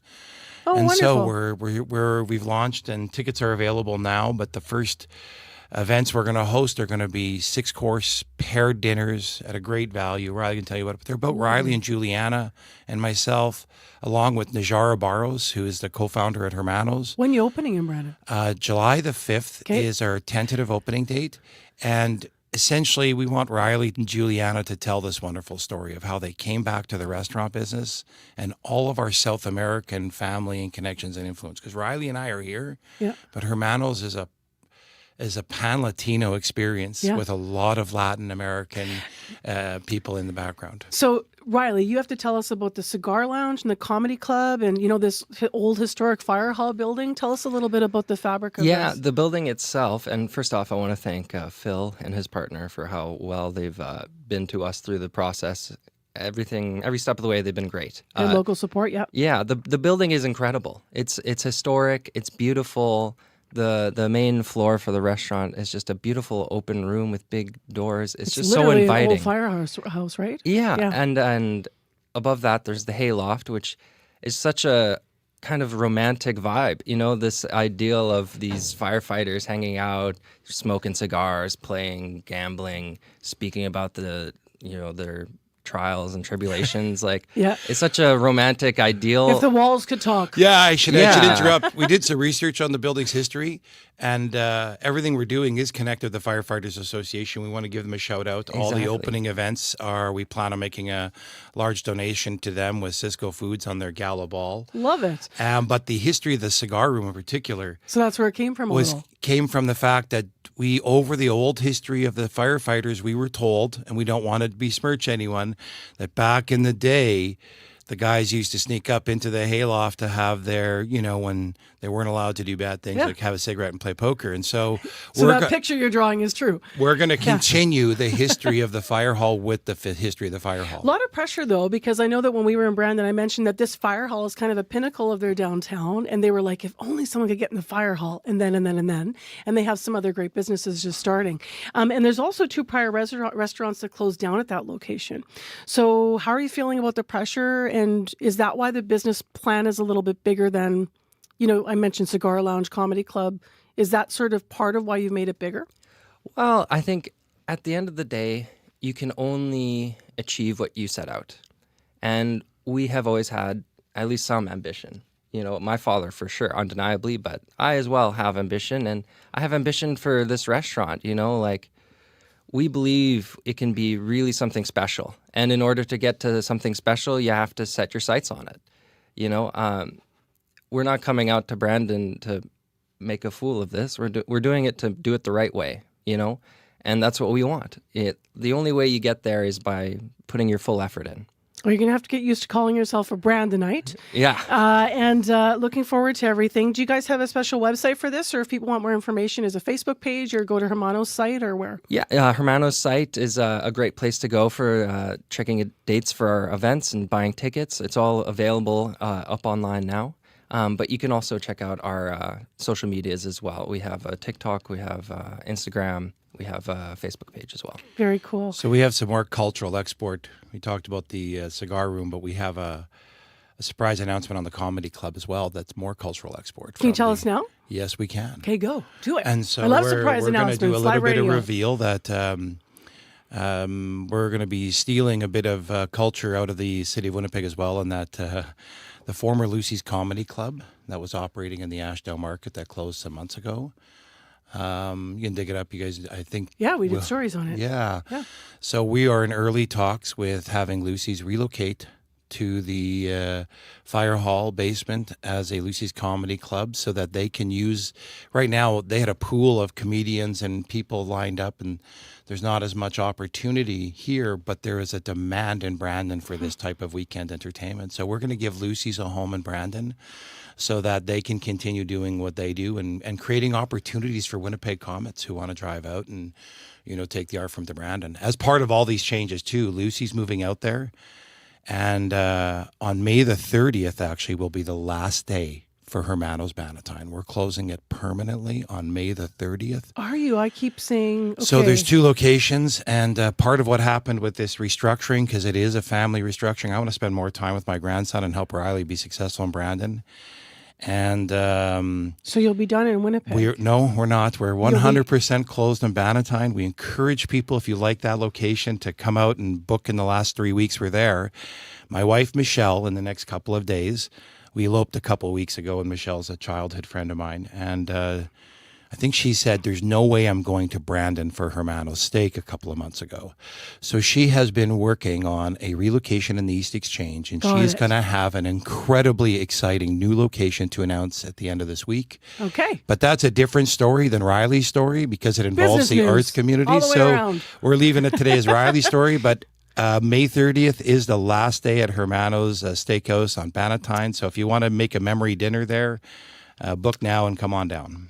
Thank you guys for coming in this morning, for breaking a whole bunch of news, and good luck with your move to Brandon as well, Riley. Nice to meet you. Thank you so much. Yeah, no, nice to see you. Yeah. It's good to see you too. Noel Bernier, co-founder of Hermano's Restaurant, with news. May 30th, their Exchange District location is going to change, and it's going to move a little bit. Here's the original location. And then they'll open in Brandon on July 5th. Check out their socials for information. Riley Bernier is the executive chef of the new Hermano's in Brandon. It is time to move along. 7:26, 1 degree in Winnipeg. Traffic is just fine. Let's go to morning sports, though, and find out what's shaking. Scott Regehr joins us. Hello. Hey, Marcy. Let's start with hockey. NHL playoffs. There's something building in Montreal. Yeah, momentum. Since losing the opening game of the second round against Buffalo, Marcy, the Habs, they've been on fire. Last night, they trounced the Sabres 6-2 in a game where stars Cole Caulfield and Yuri Slafkovsky both ended scoring droughts, and goalie Jakub Dobeš continued to shine.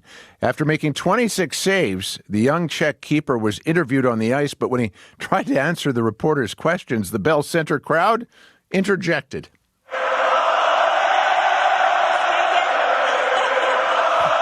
As the fans celebrated, Dobeš burst into a huge smile and then just spun around 360, taking it all in. A lovely moment. And what Dobeš didn't know at the time was that outside of the arena it was even louder, with fans enjoying a viewing party on big screens on what was a sunny Sunday in Montreal. It's pretty clear, Marcy, this city's Census history could repeat itself. This is a franchise that has, of course, had rookie goalies lead them to cups in the past. Dryden, Waugh. Could Dobeš be the next? Obviously a long, long way to go. But teammate Alex Newhook, who scored a couple of goals last night, likes what he sees in this goalie. I think since he's been here, he's been a gamer, and he's got that fire in him, and he wants to be in the moment. He wants to be the guy, and we're very confident in him. Obviously, he's proven that throughout the year, but right now, to be coming up this big and this time of the year, it's huge, and you need it to advance in playoffs. During the regular season, Marcy, Dobeš actually surpassed the likes of Waugh and Carey Price for most wins by a rookie Habs goalie. But all of that success doesn't have him gloating. In fact, when he talked to reporters yesterday, he says, "I'm no hero. When I finish games, I go home, I eat, I watch Game of Thrones, and then I go to sleep." So he'll continue to try to dragon slay tomorrow. A mere mortal! Although we'll see by the time it's all said and done. The Habs can take a 3-1 series lead tomorrow night. All right, to the PWHL now, where Canada will have at least one team in the championship series. Yeah, this is great. After the Ottawa Charge eliminated Boston yesterday, that is the case. Although the Charge, Marcy, didn't make it easy on themselves. They were out to a 2-0 lead in front of their home fans, 11,000 plus. And then the Charge relinquished that lead, falling behind Boston 3-2, although they did find a way to come back from Boston's comeback, and the Charge won in double overtime. Captain Brianne Jenner says lesser teams might have collapsed after such a turn of events. When you go up 2-0 and then in the span of 5 minutes you let that lead go, I think a lot of teams would fold. And I think the fact that we were able to put that in the rear view and just keep going, that's something that we try to cultivate in our locker room. So to see it come out in a big game where it'd be easy to hang our heads right after those 5 minutes, but we kept going and found a way. So now the Charge will try and find a way to win a first Walter Cup. They await the winner of the other semifinal. That's between Montreal and Minnesota, and those teams play this evening in a fifth and deciding game in Montreal, where it's all happening right now. If the Victoire emerge victorious tonight, Canada will be assured its first PWHL championship, one way or another. You have 30 seconds. You want to tell us anything about soccer? Yeah, always. Barcelona on two of the... Oh, my goodness. If you ever see the highlights, you'll be glad you did. Barcelona, two very pretty goals yesterday and clinched the Spanish League title over Real Madrid in the first time in 94 years that has happened. The league clinched in El Clásico, the name of the match between these fierce rivals. I won't even begin on the English thing. I'll tell you about that later this week. All right, ole, ole, ole. Okay, thank you. You betcha. That is Scott Regehr with Morning Sports live on CBC. Coming up tomorrow is Manitoba Day, and we are going to find out how much you know about our fine province with a little quiz we took to the street. That's after your CBC News. This is CBC News. Good morning. I'm Heather Wells in Winnipeg. At 7:30, it is 2 degrees. We've got sun now, but we're going to cloud over, and there's a good chance we'll see some late day showers, maybe even a thunderstorm today. Becoming windy with a high of 17. A seniors housing advocate is hearing from tenants in 55-plus buildings who are growing more concerned about Manitoba's homeless strategy. The province is moving people out of encampments, with some going into social housing units. Erica Wiebe at the Right to Housing Coalition says it's already caused problems in some buildings connected to the initiative, and she worries the plan is making some low-income seniors and families vulnerable. We just keep hearing about seniors who are living in 55-plus social housing who are being greatly impacted by people with multiple needs, addictions and severe mental health issues that are being housed in these buildings. Housing Minister Bernadette Smith says 223 people have been moved out of encampments. She says a large number of them are getting mental health or addictions treatment, and it will take time to get people stabilized. Businesses on Portage Avenue near Sherbrooke say crime and open drug use is going up and deterring customers.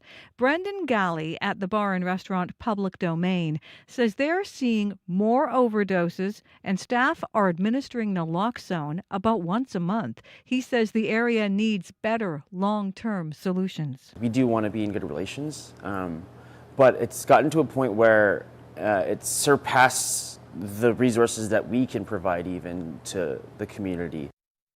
The president of another business next door recently wrote to Mayor Scott Gillingham and spoke to him last week.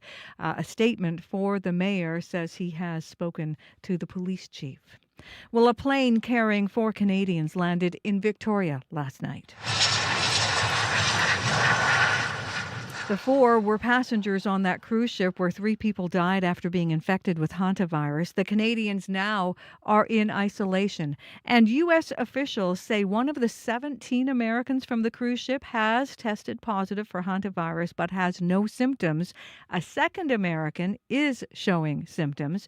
Dr. Bonnie Henry is the BC Provincial Health Officer, and she says positive cases will help determine how infectious this outbreak might be. That will give us a better sense of the risk of the people who had been left on board the vessel until now. If any of them start to develop symptoms, which is possible because they were exposed up until a few days ago, that helps us do a more detailed risk assessment of the individuals that we'll be caring for here in BC. In France, a passenger from the cruise ship has also tested positive for Hantavirus. U.S. President Donald Trump is rejecting Iran's latest response to a U.S. peace proposal, calling it totally unacceptable. In an interview last night with the CBS News program 60 Minutes, Israeli Prime Minister Benjamin Netanyahu says the war is not over. I think it accomplished a great deal, but it's not over because there's still nuclear material, enriched uranium, that has to be taken out of Iran. There's still enrichment sites that have to be dismantled. There's still proxies that Iran supports. There are ballistic missiles that they still want to produce. Now, we've degraded a lot of it, but all of that is still there, and there's work to be done. You can hear the latest national and international news coming up on World Report at 8. Shovels have yet to hit the ground on a village for veterans in Transcona. Homes for Heroes Foundation announced that project 4 years ago. An environmental issue and fundraising challenges slowed the project from moving forward. However, the foundation says they hope to start construction soon and to open this fall, which is good news for longtime service member Robert Falcon-Ouellette. A lot of Winnipeggers have served and continue to serve in our Canadian Forces. And I think just giving back even a little bit, I know it's around 20 tiny homes. You know, at least it's something. Homes for Heroes says the village will now feature 25 homes instead of 20, and they are just waiting for final permits before they start construction. Well, families who spent Mother's Day at the Narcisse snake dens in the Interlake may have left just a little bit disappointed. Hundreds went to watch the annual mating of garter snakes. The reptiles wait for warmer weather every spring to emerge from hibernation. Usually, peak viewing time is right about now. However, that stretch of cooler temperatures early this month has more snakes staying underground. Still, moms like Rebecca Gonzalez managed to get a snake to slither through her children's hands. Something that the family enjoy, to be together, to walk, to see something new. Yeah, I think it's the kind of experience they will remember, and we will remember for sure. Snake experts expect more of the reptiles to emerge this week as the weather warms up. You can find more news at cbc.ca/Manitoba. All right, thanks, Heather. Thank you. Well, just in local sports here, I want to mention that Flin Flon has lost 2 games in their quest for the Cup, for the championship, rather. And they have another chance today. They play at noon, so we'll see how they do. They're, of course, on the road. And then in PEI, there's Niverville, and they actually are rolling along. So they're undefeated so far, so in case you're following those local hockey teams. All right, let's get into the weather. Thankfully, it is not so much hockey weather like we've had. It was so cold the last few weeks. Today actually feels like spring. It's beautiful out there. It is a nice clear sky. It will change this afternoon, but just for some showers. 60% chance of showers in Winnipeg and in Brandon. Very similar forecasts in Winnipeg and Brandon, so I'm going to roll them together. A high of 17 in Winnipeg, a high of 19 in Brandon. All of our wind coming out of the south for Winnipeg and Brandon, gusting up to 60 km, so it's going to be strong winds. Tonight, chance of showers continues for both centers. Possible thunderstorm as well into this afternoon for Winnipeg and Brandon.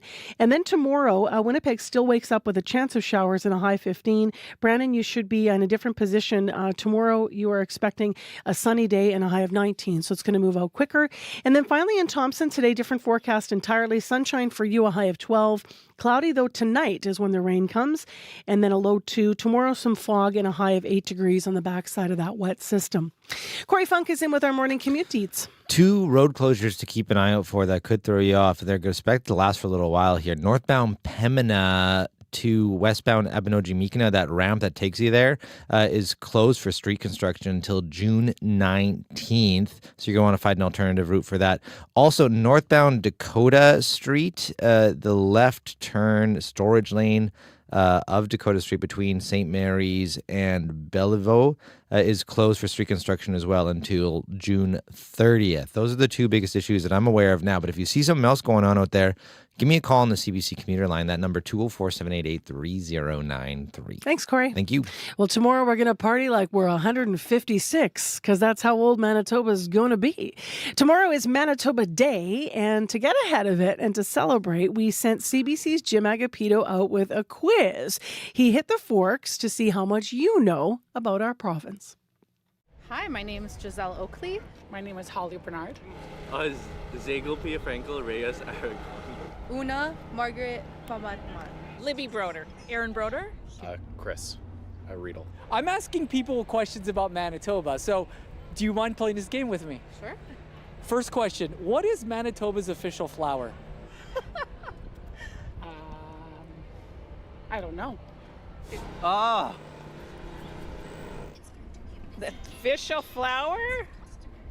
I don't know. Hang on. Manitoba's official flower. No, I don't know. I want to say it's the prairie crocus. The prairie crocus. That is correct. What is Manitoba's official animal? The beaver. Beaver? I want to see a bird. It's an owl. I want to say it's a great gray owl, but I feel like it's the great northern owl. I'm going to say great gray owl. The buffalo. Or beaver. Oh, beaver? The Canadian version. What's the thing with the tail that flaps? No, you're onto it. It's not a buffalo, it's a bison. The bison. That is also correct. Now, what does it say on our license plate? Friendly Manitoba. Friendly Manitoba. Oh, damn. Friendly Manitoba, isn't it? Yeah. A lake, I suppose? Or what does it say? Oh, friendly Manitoba. It is the...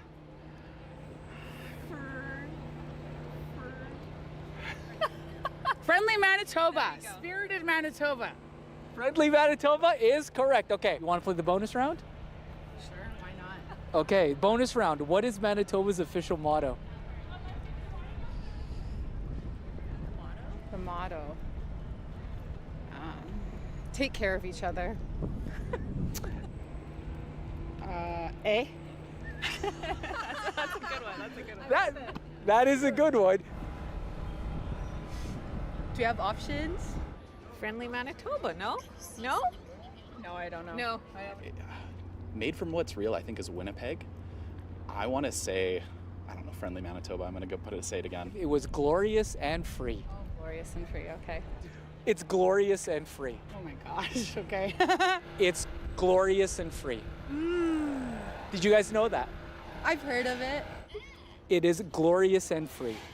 Okay, yeah, that makes sense. Okay, good. Okay, good stuff. Glorious and free. I didn't know that. Neither did I until today. Is there any messages you want to say to Manitobans for Manitoba Day? Just keep being awesome. Just let's take care of each other and love all cultures. I'd say go out and visit some of the provincial parks. They're beautiful. They're some of the cheapest in the country to visit. There's some even in your back door probably. Yeah.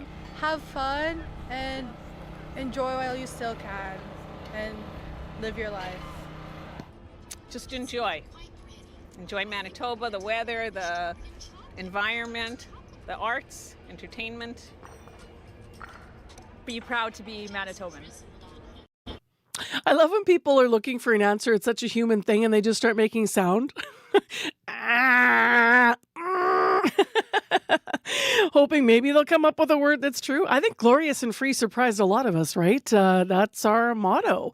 If you want to weigh in, you can also tell us your wish for Manitoba on Manitoba Day. It's coming up tomorrow, so we'll play your calls. But you can call today. What's your wish and your hope and your message to Manitobans? 788-3205. Of course, on Manitoba Day, they always announce the 12 Manitobans that will be receiving the province's highest honor, the Order of Manitoba. So tomorrow we will have information about that in the show. They usually come out around 8 a.m. It really feels like you're trying to throw a plate of spaghetti on the wall and hoping something sticks. The youth labor market is behaving as if the overall economy isn't just in recession, but is in a severe recession. At the time, I'm 16, 17 years old. I'm not supposed to be giving my life to a 9-to-5 yet. Young people don't always know how to interpret failure or rejection. Struggling to get any job.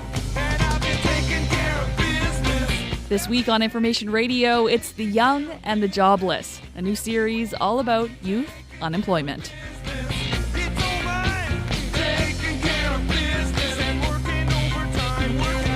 After 8 o'clock, we start that series with a panel. We'll have two young people in here talking about the hours they get, how that changes. Some who are looking for jobs will also share with us what that is like and why they feel like it's just become so impersonal that it's hard not to leave, feeling like you're just a number and wondering what you did wrong. So stay tuned as we launch our series. We're also through the week going to be talking to experts. We're going to get out and about in Winnipeg as well, hearing from young people about preparation for finding work. So if you have a pitch on that front, you can always pitch. But we'll officially launch our series coming up after 8. Next on the show, we have a serious but hopeful medical story. What if you were told that you just had 6 months to live? That was the reality for Winnipegger Chico Colosimo after he was diagnosed with glioblastoma. He was left with very few treatment options.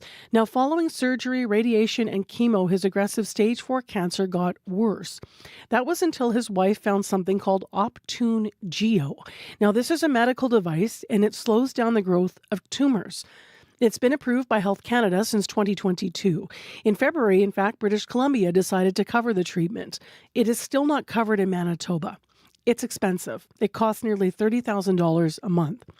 Colosimo's family and friends have helped him cover the treatment since December, when he started on it. As you're about to hear, it has been life-changing. They hope it will be covered by the province in the future, if not to help him, then to help others who have precious time left to spend with friends and family. Because as you'll hear, it is not a cure. Here's my interview with Chico and Shauna Colosimo.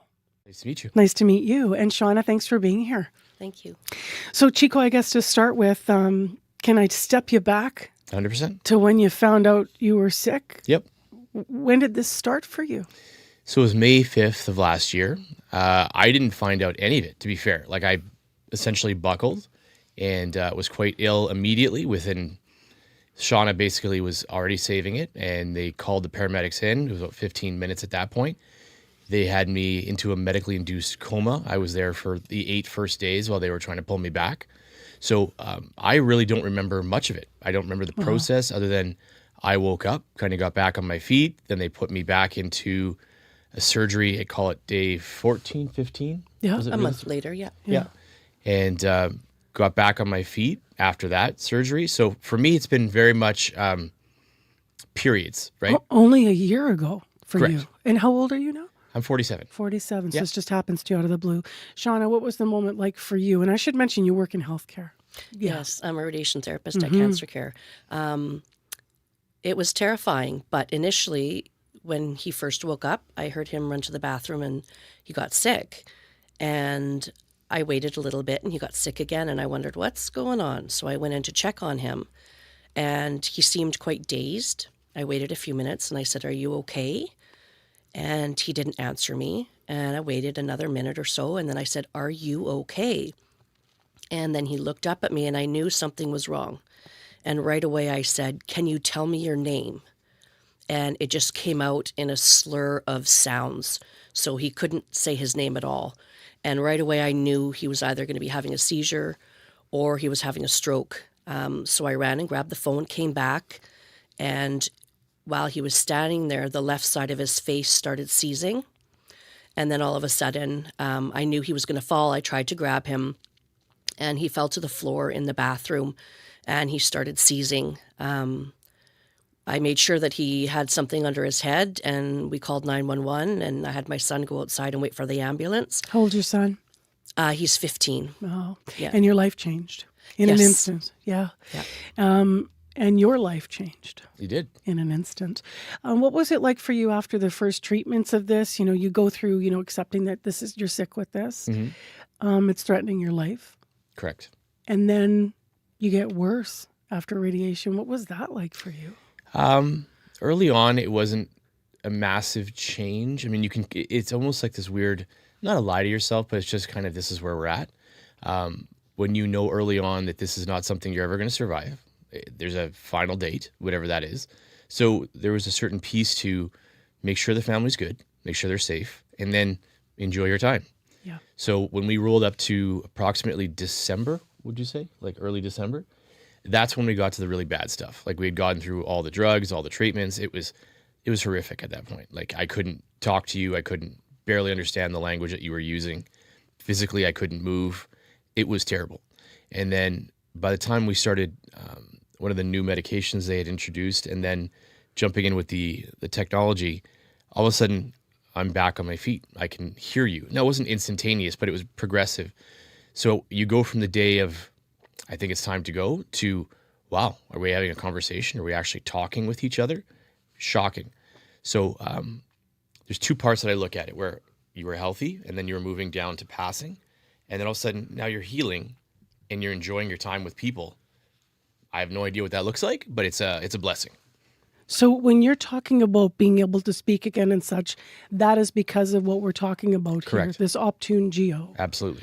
So I'm trying to wrap my head around this, and people should understand, if you're watching and you're seeing Chico, then you can see how much mobility do you have? Because you walked in here, you sat down yourself, you're moving your hands. Yeah, full 100%. Like I go work and I tinker in the garage. I was fixing a fence. I was rebuilding the garage that we're doing. Working on a car. Like this. And is, how debilitated were you before you did this? I was in November, honey.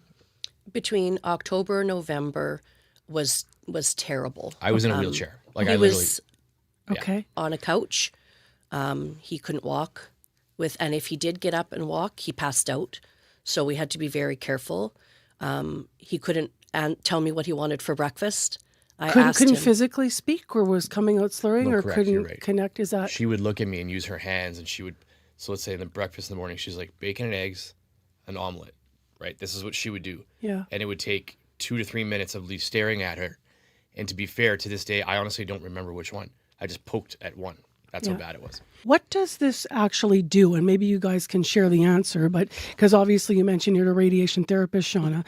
But what does Optune Geo actually do? We're going to see some photos. They're going to go by looking at this, and then we'll talk about the fact that you're actually wearing the treatment today. But what is it doing to the tumor? And it's in the head, right? Yes. Yeah. So basically, it looks like 4 bandages, a bit smaller than your hand, and they're placed all around your head.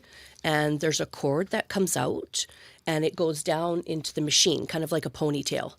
And it creates electrical fields, and they call it tumor treating fields. And what it does is it kills the cells, the cancer cells specifically, when they're in their mitotic phase.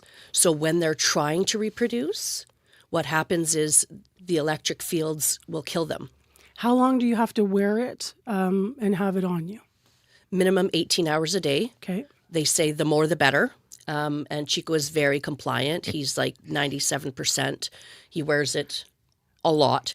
Every 4 days or so, you have to take it off just to give your skin a bit of time to breathe, and shave your hair, because you can't have hair growth because it'll push the bandages away. Can you take your hat off today? Absolutely. I'm not sure. Yeah. No problem at all. Okay, so you've got, and you can pull the headphones off too. That's okay, Chico. Okay. Yeah, you can put them down if you want, if it's easier. So you have sort of a wrap on your head to protect yourself, obviously, for cleanliness too, right? And then behind your head, people can maybe see. We have photos of what it looks like. Sure. Your wife described it as a ponytail, so that goes right down the back. That would be the wiring, for example. Okay. That would be this. Okay, you can pull it to the front. Yep. Yeah, it's like a cable. Yep. Wrapped in there. Yep. And that goes down to There's the pulsation thing. May I stand up? Yes. Yeah, that's Okay. fine. So this would be the system that stays on my hip, and Yep. there's a battery pack on this side. I think in the close-up shot, Darren, we can really see that pack. So I'm you're gonna carrying open it up around for this you. Is that pack. okay? Yeah, just lift it above the microphone there and show us. That's wonderful. Okay, so it's about the size of, I don't know, a large pair of binoculars, I'm going to call it. Yeah. And a power battery on there, and you wear that. Yep. Yep. Does it feel like anything when it's pulsing? Like, is it uncomfortable or is it... Sorry to cut you off. No, please, go ahead. I would We're say talking. to you, there's warmth. So when you turn it on immediately, Yep. I would feel it kind of in this quadrant, which is strange. Front but- quadrant of your head, Yeah. okay? But it's like an increase in heat, like Yeah. a focused heat. But it's nothing I would find as distracting or uncomfortable. It's just I would feel it here. That's it. Okay, so what's the impact of the size of the tumor when you started this and now? The tumor itself has shrunk, and we're just amazed.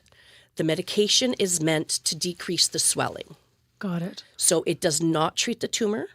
So the tumor doesn't shrink because it's not treating it. It just alleviates some of the symptoms that is caused by the swelling. And pardon me for saying this so plainly, but it alleviates the symptoms and the inflammation, but effectively your life is still threatened. Correct. Your The progression is timeline, still, they say the terminal. timeline is still the timeline. It will not change the date of your passing.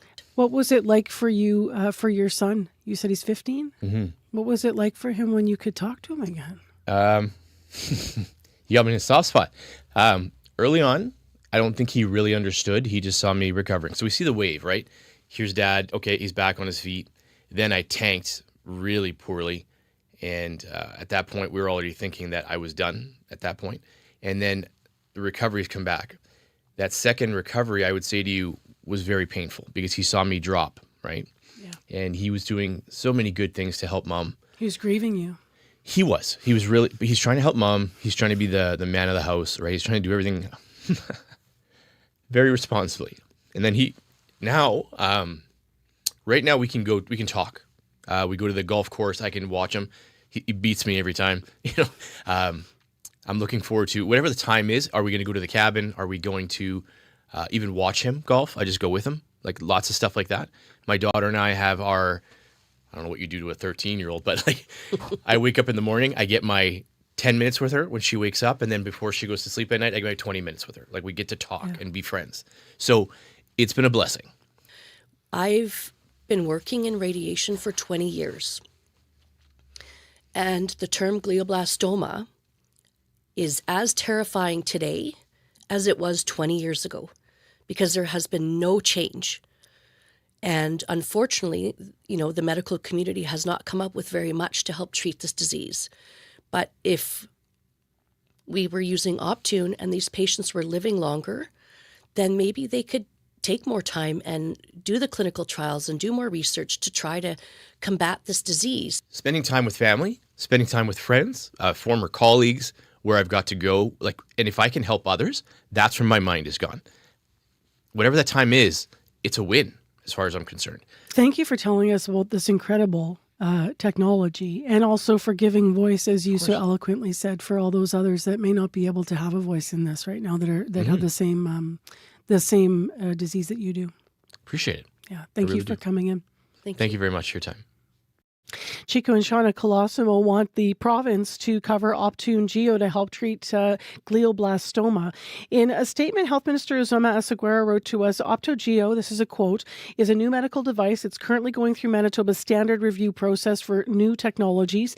These reviews are led by Cancer Care Manitoba, where clinical experts assess the evidence, patient outcomes, and how treatments fit within the broader cancer care system, end quote.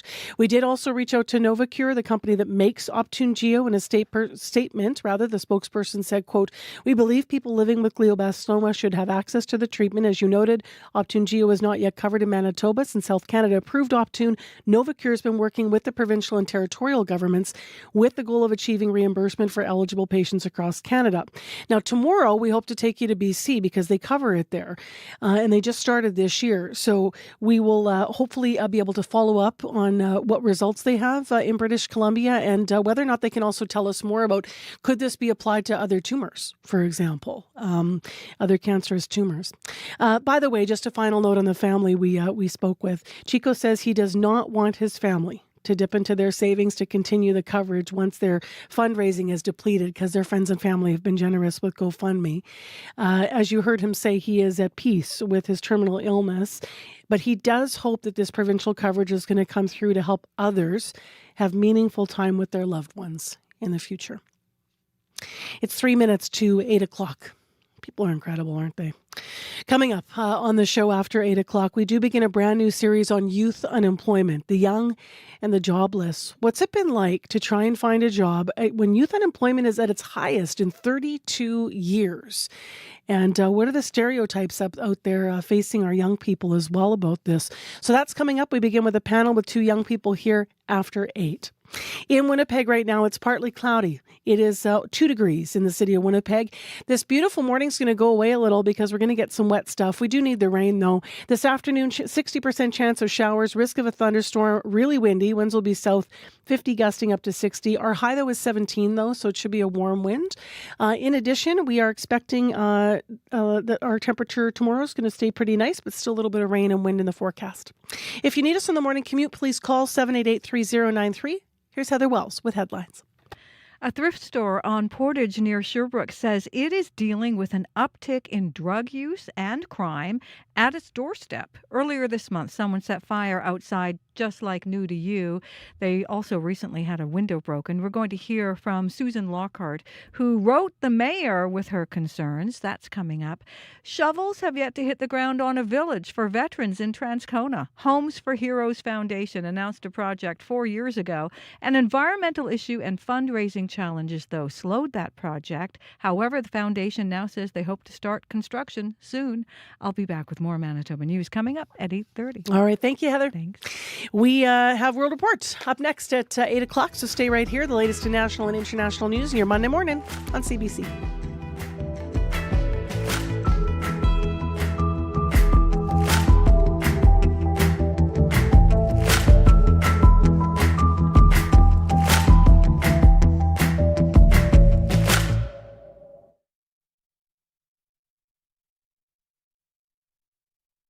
On cue. Peter Fernandez is about as well known and well loved as you can be as a stage actor in Canada. He's one of the greatest stage actors of our time. So why did he decide to take up directing? I mean, it's not a mystery, but his new play is a murder mystery. Who are we rooting for? Who is playing the game here? Q with Tom Power. This morning at 10:30 in Newfoundland. And on CBC Listen or wherever you get your podcasts.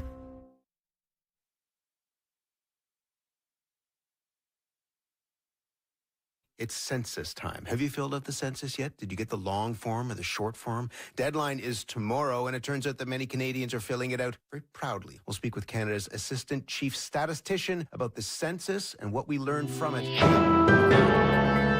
This is World Report. Good morning, I'm Martina Fitzgerald. The number of Hantavirus infections is rising. 2 more passengers from the cruise ship at the center of the outbreak are now testing positive. A plane carrying 17 Americans evacuated from the Canary Islands, landing in Omaha early this morning. At least one person on board is infected. That person is now in isolation at a quarantine facility in Nebraska.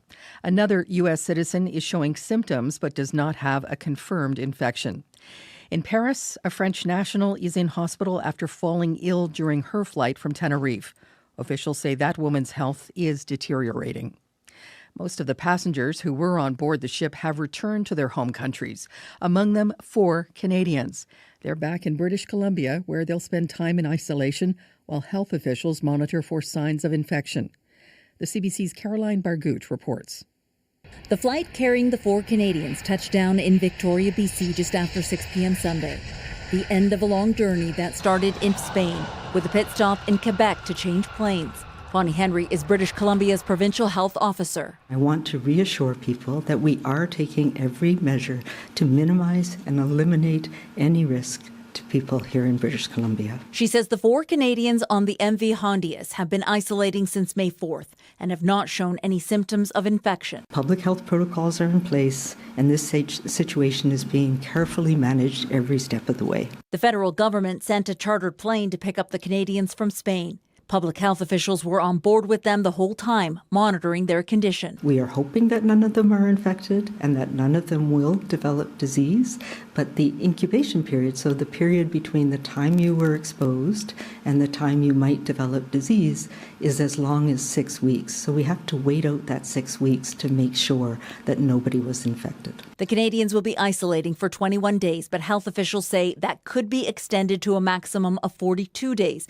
if they begin to show signs of infection. Dr. Srinivas Murthy is an infectious disease specialist. The people who were exposed on that cruise ship, say the doctors and other staff members who got hantavirus infection, were likely directly within the same room and had extended periods of time with infected individuals. Health officials say the Canadians will have no contact with the general public while in BC. Caroline Bargout, CBC News, Vancouver. WestJet passengers are accusing the airline of making itinerary changes only to avoid compensating travelers for flight delays. CBC's Go Public team has found dozens of examples where WestJet canceled flights for what it said were maintenance and safety reasons. But as Erica Johnson reports, the flight records tell a different story. I feel lied to and cheated. Brad Vanderwilk was in Los Cabos, Mexico in March when he got an email from WestJet canceling his flight home to Edmonton the next day. He filed for compensation, but WestJet denied it, claiming the cancellation was due to unplanned maintenance required for safety. Under the rules, airlines don't have to pay if there's an unexpected safety issue. But flight records Go Public reviewed show WestJet swapped in a plane that had been grounded for 2 days, then, in the same minute, canceled Vanderwilk's flight. So, on paper, the flight was canceled for safety reasons. They're sneaky. They're just trying to do what they can to not pay anybody anything. Since our recent story on WestJet swapping planes, Go Public has uncovered 34 more cases where the airline denied compensation after swapping in planes needing maintenance and then quickly canceling the flights. Passengers we talked to say they were ripped off. That's unethical. They're lying to our face. I just felt completely blindsided. Air passenger rights advocate Gabor Lukács says the pattern is profoundly troubling. It is called fraud. This is white-collar crime. WestJet says it sometimes reassigns aircraft to minimize the overall impact of unavoidable disruptions, but wouldn't address why it's swapping planes or why passengers aren't compensated. Canada's airline regulator has confirmed it's now investigating. Erica Johnson, CBC News, Vancouver. British Prime Minister Keir Starmer is fighting for his job. I know I have my doubters, and I know I need to prove them wrong, and I will. Earlier today, he addressed the media and members of his own Labour Party who blame him for severe losses during last week's local elections. Starmer is due to go before Parliament shortly to make the case as to why he should remain Prime Minister.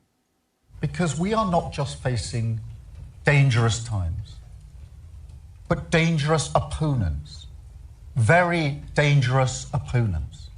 This hurts not just because Labour has done badly, but because if we don't get this right, our country will go down a very dark path. There are calls for a leadership vote if Starmer's speech does not hit the mark among his supporters.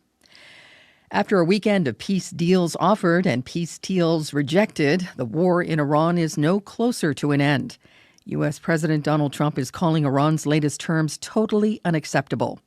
Israel's prime minister has taken to American airwaves to make the case for war. The CBC's Cameron McIntosh has more from Jerusalem. I think it accomplished a great deal, but Israel's prime minister insisting the war is going to plan. it's not over because there's still nuclear material. Benjamin Netanyahu on 60 Minutes, his first U.S. broadcast interview since the war began, acknowledging American skepticism about the war and U.S. involvement in it. And we've not done well on the propaganda war.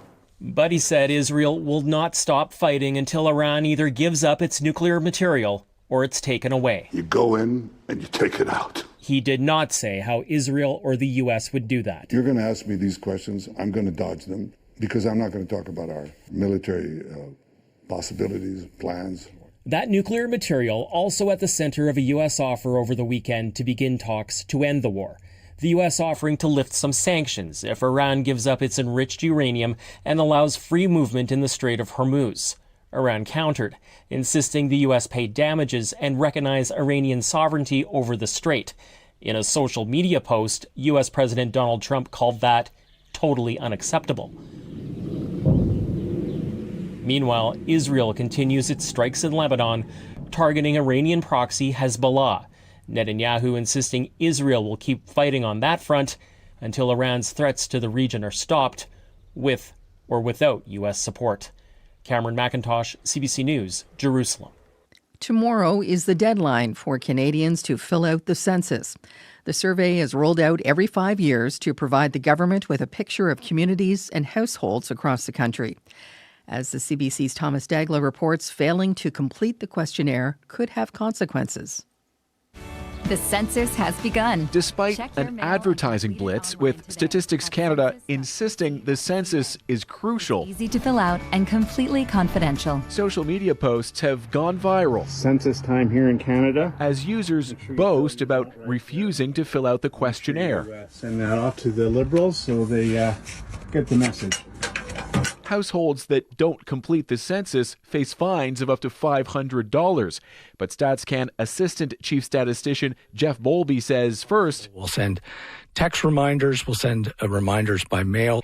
Eventually we'll start calling or knocking on doors. It's incredibly important. Demographer Michael Hahn points out the data is used to determine essential services like hospitals and roads.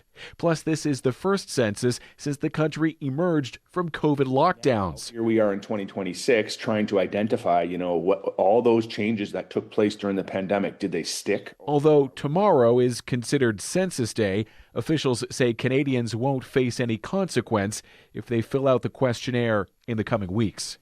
Thomas Dagg, CBC News, Toronto. 3 Savile Row in central London is a famous part of Beatles music history. When I find myself in times of trouble, Mother Mary comes to me, speaking words of wisdom, let it be. It's where the Let It Be album was recorded. And in 1969, the Beatles gave their final public performance on the rooftop there. Now, the company started by the Fab Four is turning the building into a 7-floor fan experience. Visitors will be able to access studios, the rooftop, and extensive Beatles archives. There is no opening date just yet, but Paul McCartney says he's already excited for people to see it. Let it be, let it be. Whisper words of wisdom, let it be. That is the latest national and international news from World Report. I'm Martina Fitzgerald. This is CBC News.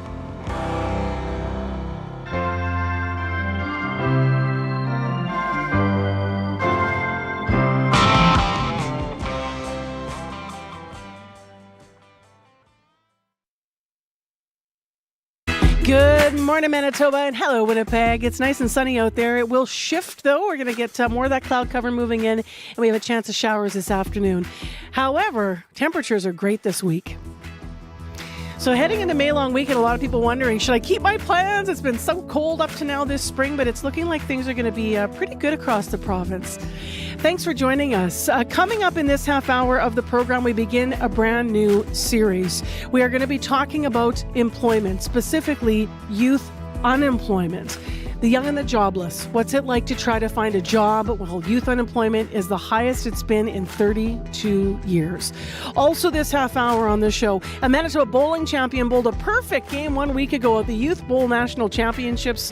He rolled strikes only. We're going to talk to him and his bowling partner who recently won gold in that tournament. Where is he going to keep the ball? Yes, you get to keep it. So stay tuned. We'll hear more about them. Lots of excitement since that happened a week ago.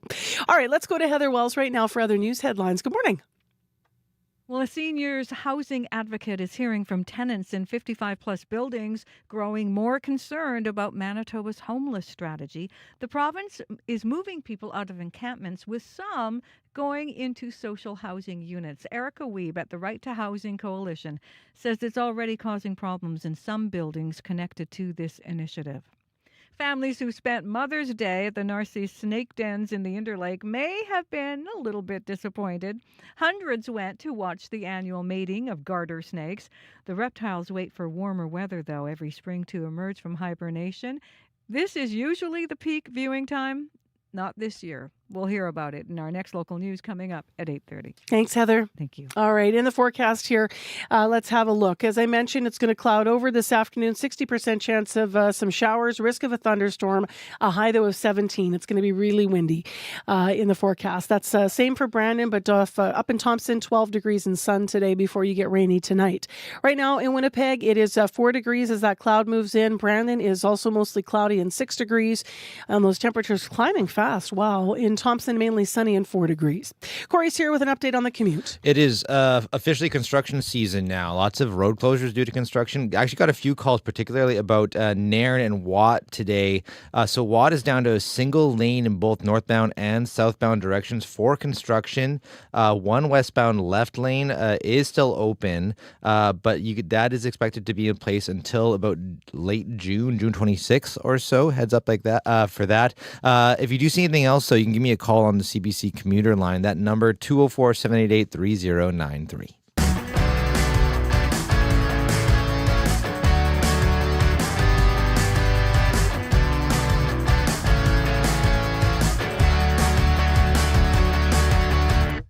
Well, finding a job is rarely easy, but trying to find a summer job as a teenager in 2026 is a whole other story.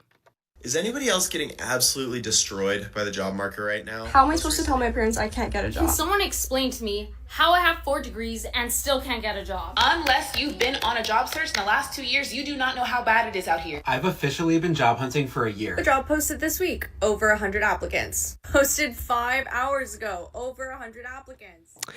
Behind those stories, which were shared and told on TikTok, there are some staggering statistics to back it up. The unemployment rate for Canadians in this country between age 15 and 24 years old is currently double that of the rest of the population. And in Manitoba, youth unemployment sits at 11.6%. That is double the provincial average. Can we call it a crisis? Well, John Rowe is a research assistant with Angus Reid Institute. It's been about 30 years since youth unemployment was this high. So I think right now, if you're a young Canadian and you're encountering all these barriers, you're applying for dozens of jobs, you're not getting any interviews, it probably does feel like a crisis because it is such a huge challenge at the start of your career when you're trying to get your foot in the door, and it may be delaying some of the advancements that you would typically make in your career because you're finding such difficulties getting a job.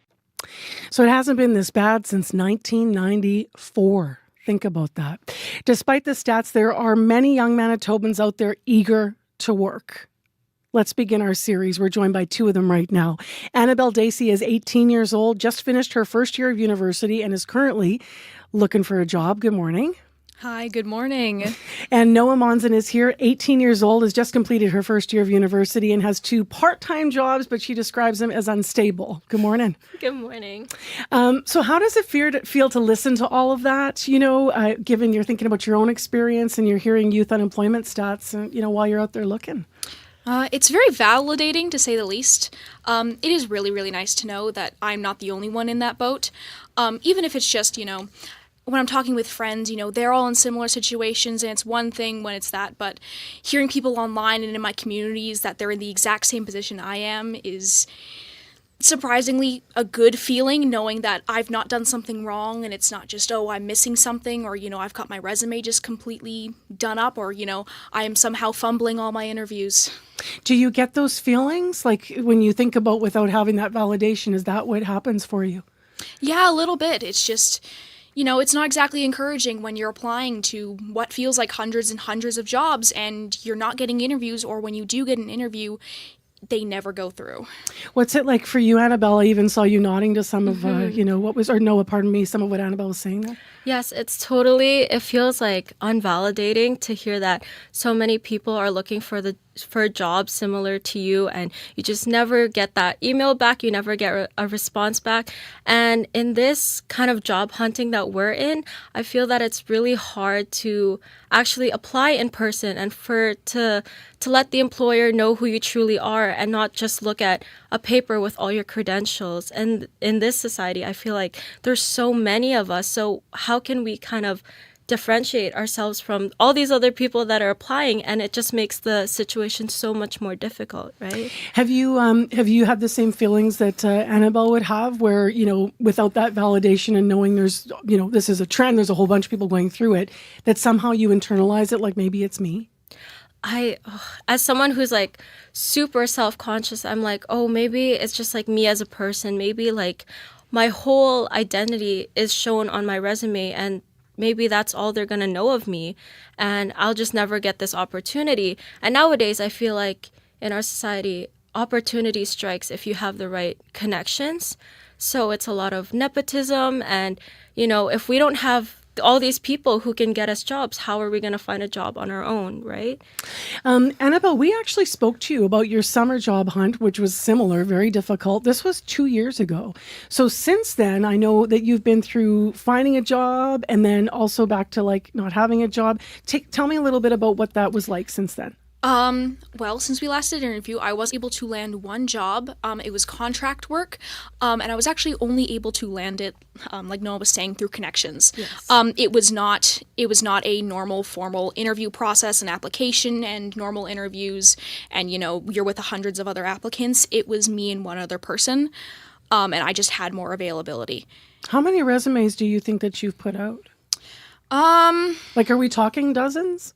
Oh gosh, yes. Yeah. Mm-hmm. You too? Yes. Over the years here when you've been looking for work? Oh, yes. And it's like, I feel like it's all through online. And if I were to go in person, it's just like for the lowest bare minimum paying job that's like super labor heavy too. Do you hear back when you send out all these resumes? Like what's, you know what I mean? Do you always hear back? Do you never hear back? What's that like? Rarely, I think. Most of a lot of the places you apply to, they'll let you know in their terms that, if they're not going to go through with an interview, that, you just won't hear back from them. But some of them don't have that anywhere, and you just don't hear back from them ever. It really feels like you're trying to throw a plate of spaghetti on the wall and hoping something sticks. Mm-hmm. Yeah. So now you described, I'm going to go back to this word here. You said, Noah, that you have 2 part-time jobs that are unstable. Tell us a little bit about your work. How many hours do you get? Where do you work? So I have had the same minimum paying job at a Dairy Queen since I was 15, because that's when the pandemic was just like dying down and we were all trying to get jobs because a lot of places and fast food were understaffed. So that's how I got my job. But it is very unstable because obviously I'm not getting a good experience and they're always hiring more and more people. So obviously I don't get set shifts. I don't get a set schedule. And then with my other job that I thankfully landed, which was a daycare, but that was I got the job because I was working for the city as a waiting pool attendant, and my pool that I was working at was beside a community center that had a daycare. The daycare saw that I'm really good with kids, so they offered me this job. But I thought that I would get my city job again during the summer, which would be full time. So I mentioned to my daycare, I'm not going to be able to work for them because I will be working for The pool again. Yes. Yeah. And then there was just so much confusion that the city unfortunately took away the position that they offered me for this summer. So I let the daycare know if they're still looking for full-time hires, but they just hired 2 new people, and now it's like, if we get more kids, then I can secure a full-time job, but as of right now, I don't have a full-time job for the summer. What kind of a job would you be hoping to get? I mean, for me personally, just something that gives me a bit of that retail experience and that customer service. It's obviously not my first choice, but I'm more than willing to work that sort of job. I'm more than willing to do that sort of, more grunt work. You're doing those, long shifts and, hard work and all that stuff. Just something that, shows that somebody has taken that chance on me and it has worked out. Yeah. And how about for you? What are you hoping to? Obviously, the daycare would be something you'd hope, or maybe full-time back at waiting pool if that happens. But do you have your sights on anything else now that you're... I feel like I kind of want to step out of the fast food service circle. I could work my daycare job onto being a CCA, and that would land me like more set hours. On top of that, it would be really nice to look for those government youth employment jobs, because I know those ones are very stable and they pay well. And I feel like, that now that I've built up my resume, it could actually, be worth something. What's a CCA? A CCA is I think it's a childcare... Certified childcare something. We'll look it up after. Yeah. So I can work a bunch of hours towards that. Thank you both for being here. Really appreciate you being so open. And I sure hope when we follow up, you're both employed. Thank you so much. Thank you. That's Annabelle Dacey and Noah Monson starting our series on youth unemployment, sharing their experiences. We're calling the series The Young and the Jobless. If you want to weigh in and you're looking for work or you're looking for workers, 788-3205 tomorrow. More on how the economic situation across this country is affecting young people specifically looking for work. Well, next, after bowling a rare perfect game last week in 5-pin bowling, a 17-year-old from Manitoba said, quote, "I just tried my best. I guess it worked." Yeah, it did. Here's the sound of the final strike at the Youth Bowl Canada National Championships at Winnipeg's Dakota Bowling Lanes on Tuesday. We'll get that clip for you, actually. And we're going to hear bowler Logan Newton's perfect game. He scored 450 points. It's a feat that's only been achieved twice in the tournament's 62-year history. And he went on to win gold for the doubles team with his bowling partner, Tanner Barber. And I apologize because we have just misplaced that clip. But as you can imagine, there was a lot of cheering. I reached the team earlier this hour. Hi, Logan. Good morning. And Tanner's here too. Hi, Tanner. Hi there. How are you? I'm good. So, Logan, when did you let it get in your head that you could, in fact, bowl a perfect game? To be honest, I don't really know. 100% honest. So, the whole day we were kind of just joking about it, and then all of a sudden I had that one ball left and I finally realized, holy crap, it's actually possible. So No kidding.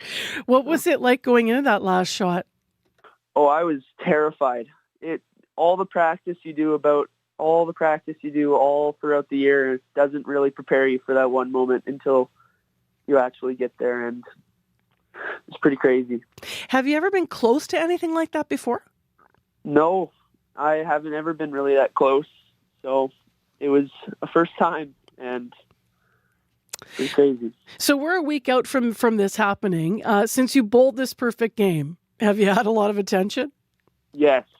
All my friends and family around Manitoba, Winnipeg have all been super supportive. Even my own baseball team has been super supportive. So I really appreciate that, guys.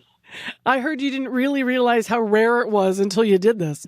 Yeah, I just overheard someone talking about it, how it was only the second one in YBC history. Like we already said, 62 years, and there's only been 2. So yeah, really, really rare. Now, I golf. When you get a hole-in-one, there's all these things, right? You get a certificate, and there's all these rituals. Do you do anything when you bowl a perfect game? Like, did you get to save the ball? So I do still have the ball. And at the end, at closing ceremonies, I did get a plaque saying congratulations, 450, stuff like that. And then I also got a paper certificate for a $500 scholarship for the 450. Oh, that's fantastic. Do they have a picture of you up at the lanes, I hope? Yes. If it's not up yet, it will be going up. So, Tanner, how does winning the gold feel? Feels amazing, you know.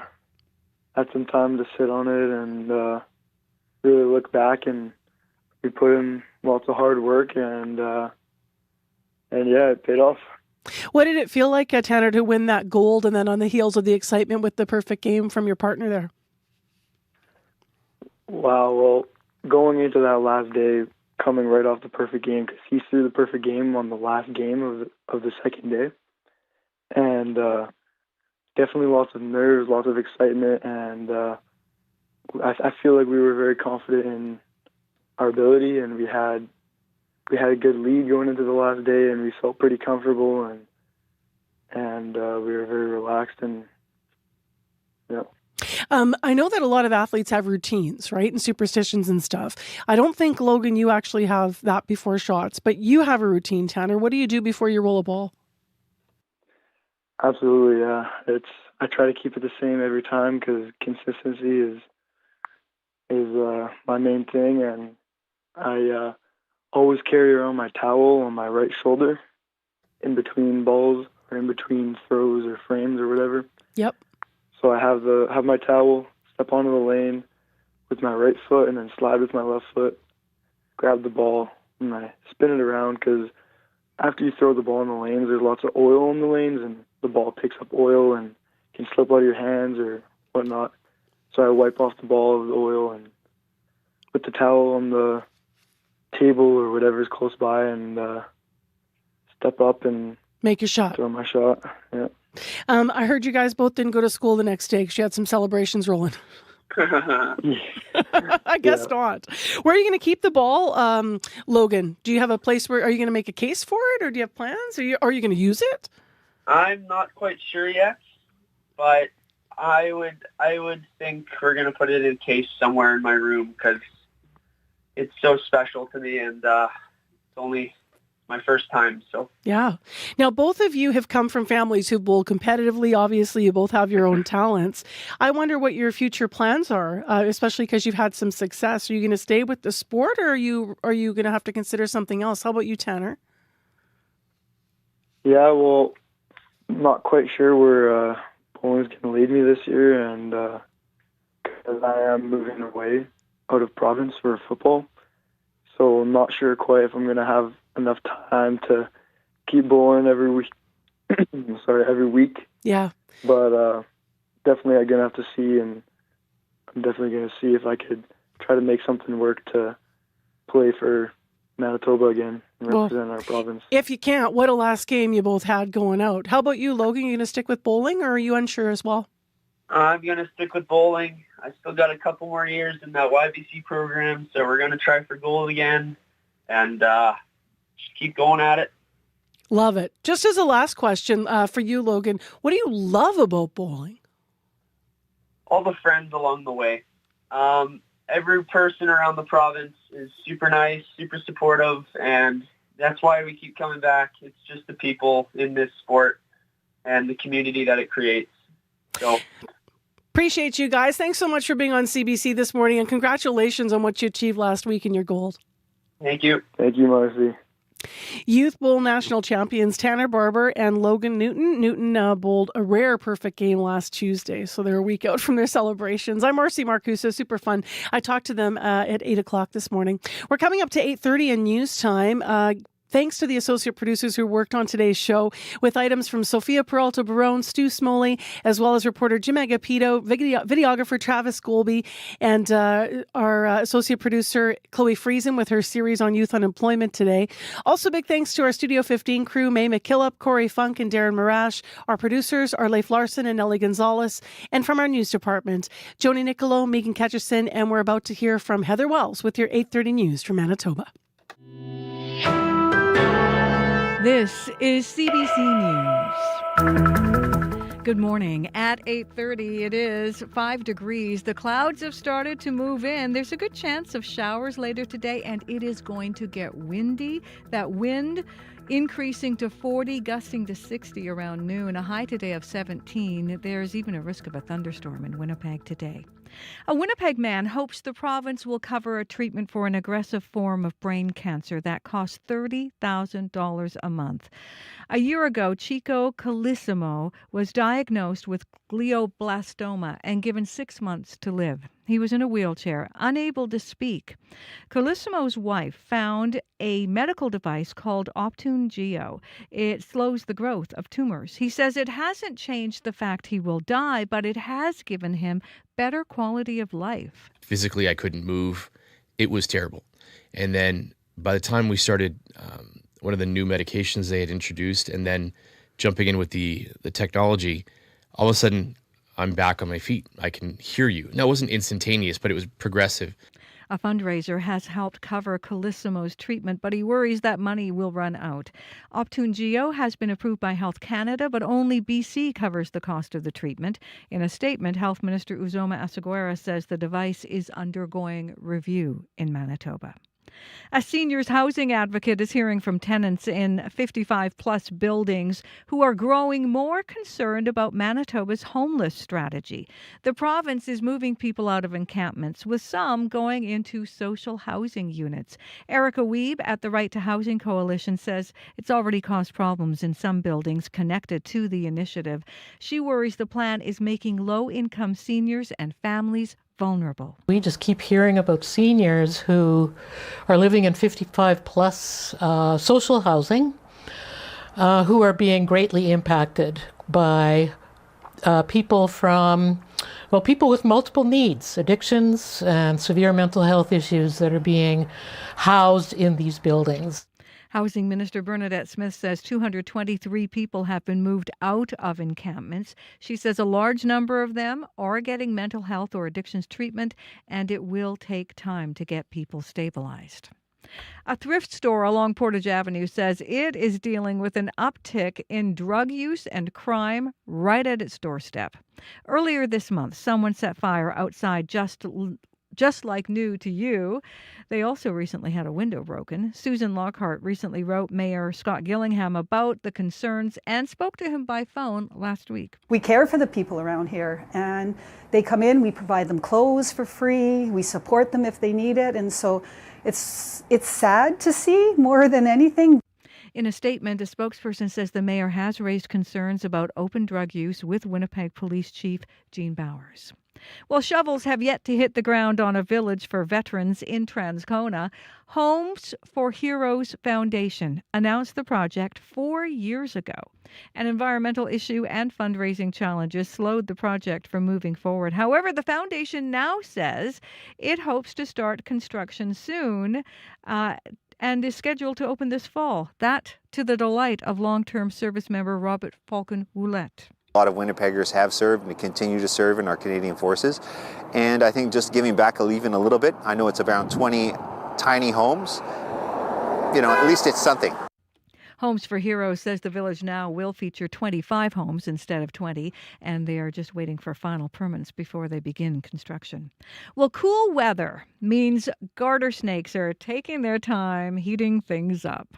The reptile's mating season is behind schedule, staying at least one more week underground this year. Raylene Sawatsky-Dick is a snake interpreter at the Narcissus Dens in the Interlake. She says if the cooler weather drags on, there will be fewer snakes mating, and that could mean a smaller reptile population to control other species they prey on. They eat like leeches and bugs and probably baby birds and stuff like that. So yeah, there might be an impact on the ecology cycle, like the predator and prey numbers. Sawatsky-Dick says more studies are needed, but animals who feed off snakes may also have fewer of them to eat this summer. You can find the latest news updated throughout the day. All you have to do is head to cbc.ca/Manitoba. I don't know, man. I think brunch is more my jam. How about you? Do you know what? I've only been to Narcissus once, but it was fascinating. Yes. Like this giant ball of snakes. Yeah. Yeah, I it was know. kind of crazy. I actually do like all the outings from Mother's Day, especially when you're with little kids, right? Yeah. Yeah, and they're so excited. It's just so special. Can you please repeat what your grandson, you said this earlier in the show, but the 8 o'clock audience needs this. Oh, my What he wrote goodness. in the card? Yeah. He says, Happy Mother's Day, Benika. I like your TV. Meaningful, deep. Yeah. I need to maybe not let him watch TV as much. All right, let's get into it. Thank you, Heather. Let's get into a last look at the commute with Corey. Yeah, Watt and Nairn, there's construction there. Watt's down to a single lane in both northbound and southbound directions, and one westbound left turn lane is open, and that construction is expected to last until the end of June. So construction season is in full force. A few other road closures out there too, but a few things, that's probably the worst one right now. Whoop, Nope. Thanks, Corey. No problem. Final look at weather here. So it's 4 degrees as we leave you in Winnipeg. We still do have some sun coming in. It's going to cloud over. We're expecting a chance of a thunderstorm and some showers this afternoon. Our high today, 17. Brandon, very similar. 6 degrees now, going to cloud over with possible rain and thunderstorm, a high 19. And then in Thompson, mainly sunny, 4 degrees as we leave you, and your day's going to be 12 degrees in the sunshine. Take care, be well, Manitoba. Thanks for listening. We're back again tomorrow with a brand new edition of Information Radio and the ongoing series on our youth unemployment issues. If you're an employer, a young person, or you have something to add, maybe you teach resume writing or something to try to help navigate all of this, we would love you to be part of our series. It's ongoing all week with different interviews as we dig into this. And you can call us with your pitch, 788-3205. You can also write to us at radio893@cbc.ca. I'm Marcy Marcusa. Take it easy. The Current's coming up next.